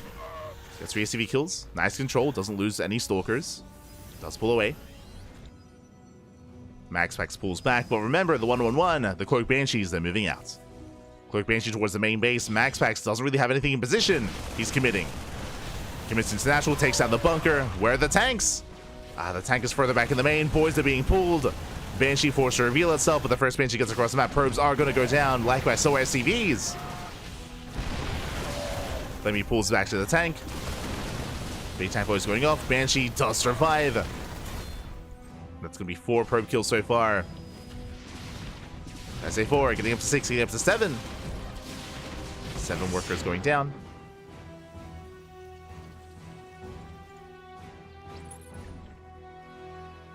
And sounds so far, yeah, partnership, yeah.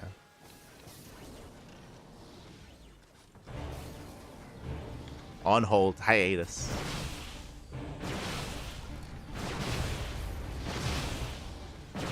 Meanwhile, Stalkers, they dive into the main. They do deny Blink. Oh, sorry, Blink? Stim, what I meant to say. Stim is going to be denied. That's actually a massive move here. Massive pickup. Ay, ay, ay. Clem without Stim, he can't break out. No shot. He is stuck here in his 2 bases. MaxPax, he has map control. He's containing Clem. Clem cannot expand. He dives in, gets a tank, and he may just end it here and now. There is detection. Boys are being pulled. Banshee falls. GG gets called, and MaxPax pulls Clem apart and takes game number 2. GG. GG, well played. MaxPax does take the second game. Clem, he invested quite heavily into his Banshee harass, and he did do some damage with the Banshees, but as you saw, the downside of it teching into those Banshees is that that does delay your tank production. We saw that tanks eventually came into play, but it was just the 1 tank for Clem. That is why the tank count was lower than normal, is because of the Cloak Banshees, and we saw that it wasn't quite worth it there, or I should say, as he was going Banshees, MaxPax did a really good job at punishing Clem, and getting damage done while Clem was vulnerable. That's like a better way of putting it, is that Clem did leave himself vulnerable using his build, and MaxPax took full advantage of that, was hyper aggressive, and did find those vulnerabilities in the defense of Clem. GG. Now we're diving into game number 3. Here we go.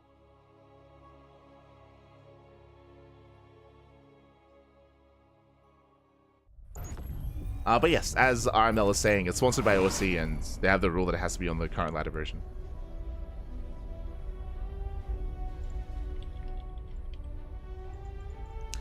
Here we go. As we are getting into our next game, into potentially the final game of the series here. Oh my god. As it's been a pretty intense series so far. One more win here, and our Protoss player will be our champion. Spawning in the bottom left-hand corner of Amphion, we have our Danish Protoss player, the red Protoss representing Psystorm Gaming. One more is all he needs to be this week's WardiTV Monday champion. It is MaxPax.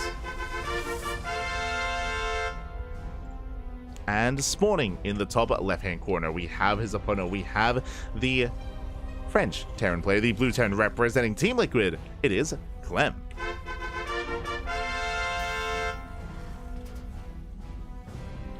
We go.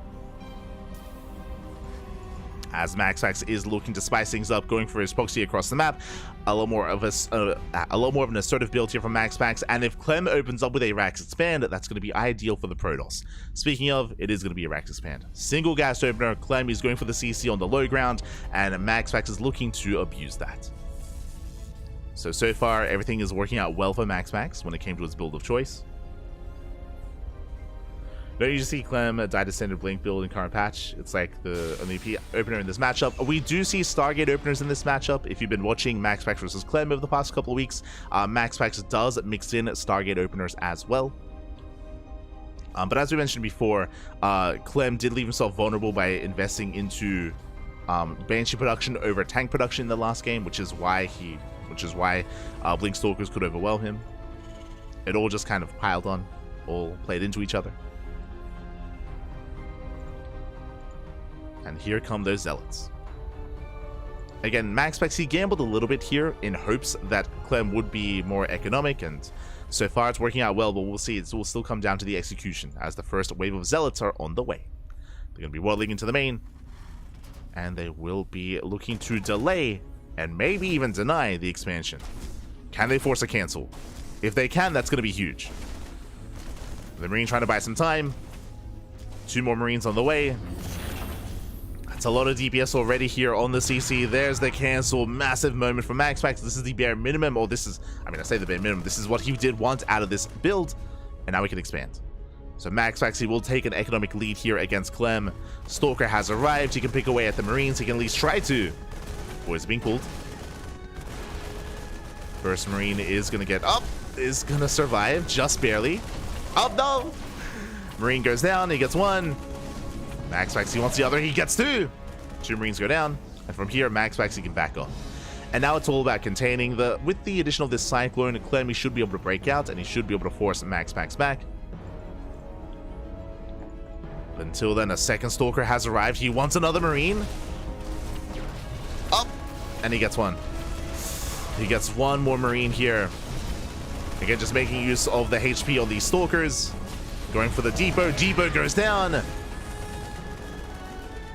And MaxPax even does chip away the Cyclone. Oh, no shot. Oh, God. Not like this. The Cyclone goes... Is that game? Like, that's it. Like, there's no more Cyclones. We're supply blocked. Clem, he's supply blocked. There we go. CC does complete. Backup Cyclones on the way, but these are brutal losses for Clem. Ay, ay, ay. That is just far too much here. Like, losing that Cyclone was a massive blunder. So Clem with some miscontrol. Twilight Council's on the way, working towards Blink, of course. Meanwhile, with all these Stalkers, the CC is delayed, at least until the Cyclone arrives. But even then, it may just be too much. We were hoping for a back-and-forth series here, but this is just a very rough start for Clem. Medevac has arrived so we can juggle those Marines. Can juggle them back. Likewise, nice control there, saving the Cyclone.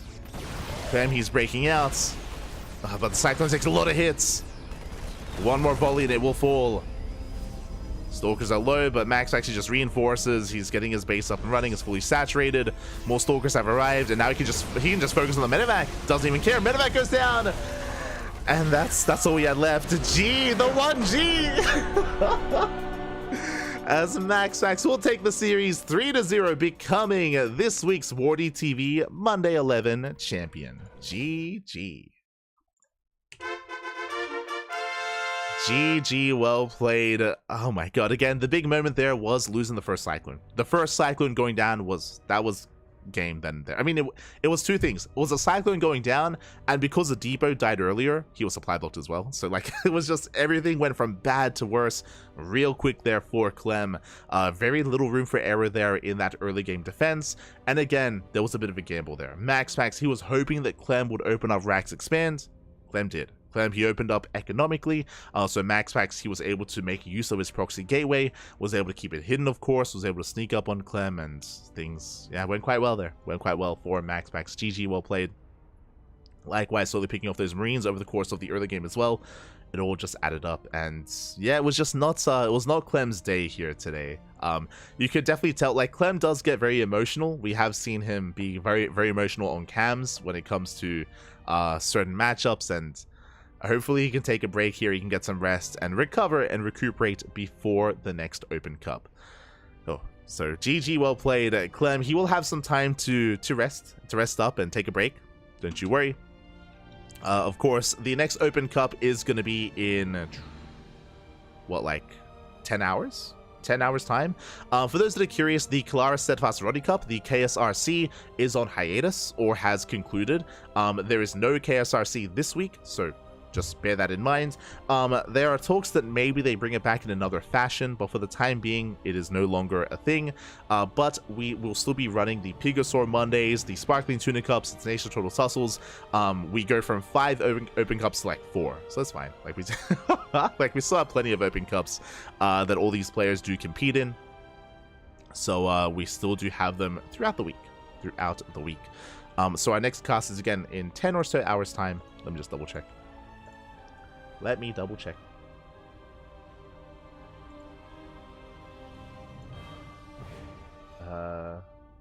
Yeah, 9.5 hours. 9.5 hours.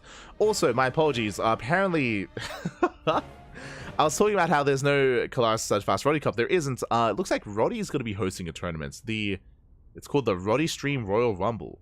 Question mark? Is this like an FFA? What is this? What's happening? What's going on? Oh, it's an invitational. Okay, never mind. Looks like there's going to be like an invitational in that time slot. Never mind.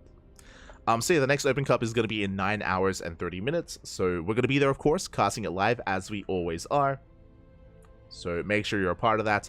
And again, usually Clem and MaxPax are a part of that as well. So again, they have 9 hours to rest up, to recover, to kind of reset their mindset a little bit before they compete again. So, let's go. No Alima League. Alima League was over the weekend. Alima League was like 2 days ago. 2 days ago. And the next Alima League is going to be when? Next week. All right, sorry, I should also emphasize this. There's no Alima League tomorrow because we had it 2 days ago. The reason why we had it 2 days ago is because Crank is unavailable this week. So because Crank is not available this week, we had 2 Alima Leagues last week. We had 2 Alima Leagues back to back to make up for that. So just as a heads up, if you missed out on Alima League 231, VODs are on Jijik, and VODs will be available on YouTube tomorrow. VODs are scheduled to be uploaded tomorrow, so the VODs are available if you missed out, just as a heads up. So no Alima League this week because we had 2 last week. 2 last week, yeah.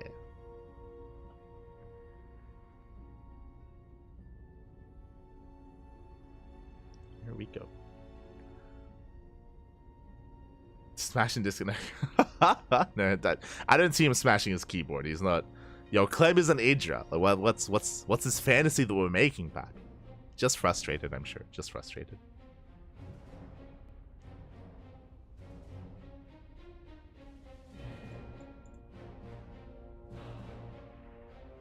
Here we go.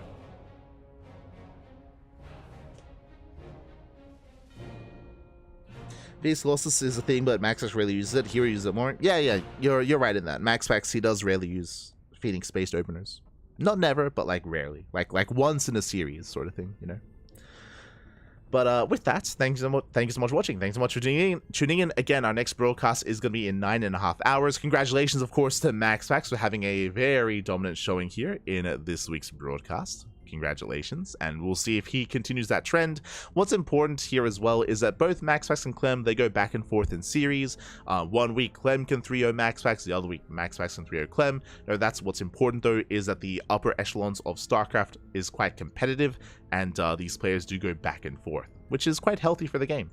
We mentioned before that even earlier in this broadcast, MaxPax, he went to the ace match against Gumiho. Gumiho was able to force MaxPax to the ace match. Classic was able to force Clem to the ace match as well. So clearly here, these top players, they, again, can threaten each other. We even spoke earlier how last week, Trap 3-2'd MaxPax, and Estrella 2-0'd MaxPax as well. So all of these players go back and forth, which is always more exciting. Always more exciting here whenever there's not as much dominance by a certain player over everyone else. But regardless, GG. GG, well played. With that, we'll see you guys tomorrow for the Pico Store Monday. Likewise, we have 2 broadcasts tomorrow. After the Pico Store Monday, we're going to be live with the StarCraft Evolution League Group A. Now, I do know that the group stage did take place over the weekend, but we were busy casting Firegrow Cup, so we were covering other events. We were still casting, we were still live, but we weren't able to cover SEL live. So StarCraft Evolution League, the full championship, was live over the weekend. We'll be going over all the replays, all of the group stage this week. So throughout this week, throughout, you know, Monday, Tuesday, Wednesday, Thursday, throughout the entire week, we do have SEL just scheduled almost every day. So we're going over the group stage, and I'm going to be dragging Yaku on. Yaku of the Zaku, he's going to be casting StarCraft Evolution for the first time. So if you're interested, we got you there. If you watched it live, or if you already saw the results on Wikipedia, do avoid spoiling us, because I have not looked at any results. I've avoided them entirely, so has Yaku, so we're going to be casting it for the first time, catching up on that group stage. We're also going to be going over the playoffs, the quarterfinals, semifinals, and finals in a couple of weeks as well after they get played out, also via replays. So we got you covered there when it comes to StarCraft Evolution. We'll be going over all the replays, man. All the replays. Otherwise, thanks so much. Thanks so much for watching. We do appreciate it. We'll see you guys tomorrow for some more StarCraft. Otherwise, stick around. We're gonna be giving another StarCraft streamer a raid. Who is live at the moment? Vindicta. Mate, what is Vindicta doing awake right now? Oh my god, Miguelito is streaming, Mr. Sadzak is streaming as well. We'll find someone to send everyone over to. Who is live at the moment?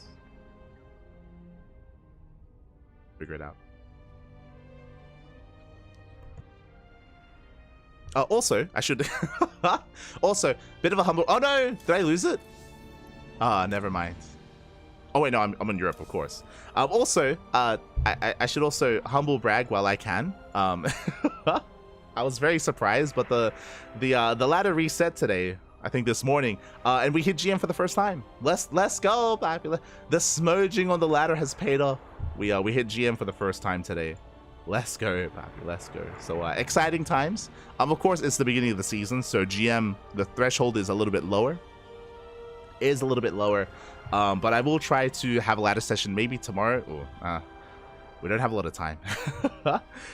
Maybe on Friday or over the weekend, I'll try and have like a ladder stream on my personal channel. So if you're interested, you can follow me, light_VIP. I do stream whenever I can, basically whenever we're not casting. If we're not casting, then I'm usually live on my personal channel, so you can check me out there if you're interested. Otherwise, follow the CranKy Ducklings everywhere else. You know, Twitter, Facebook, Instagram, YouTube, and Discord, all things CranKy Ducklings. You can follow us. We do go live with StarCraft on a daily basis. Because we cast so much StarCraft, I don't get to ladder too much, but I'll try to find some time to ladder at some point. One of these days, I'll try.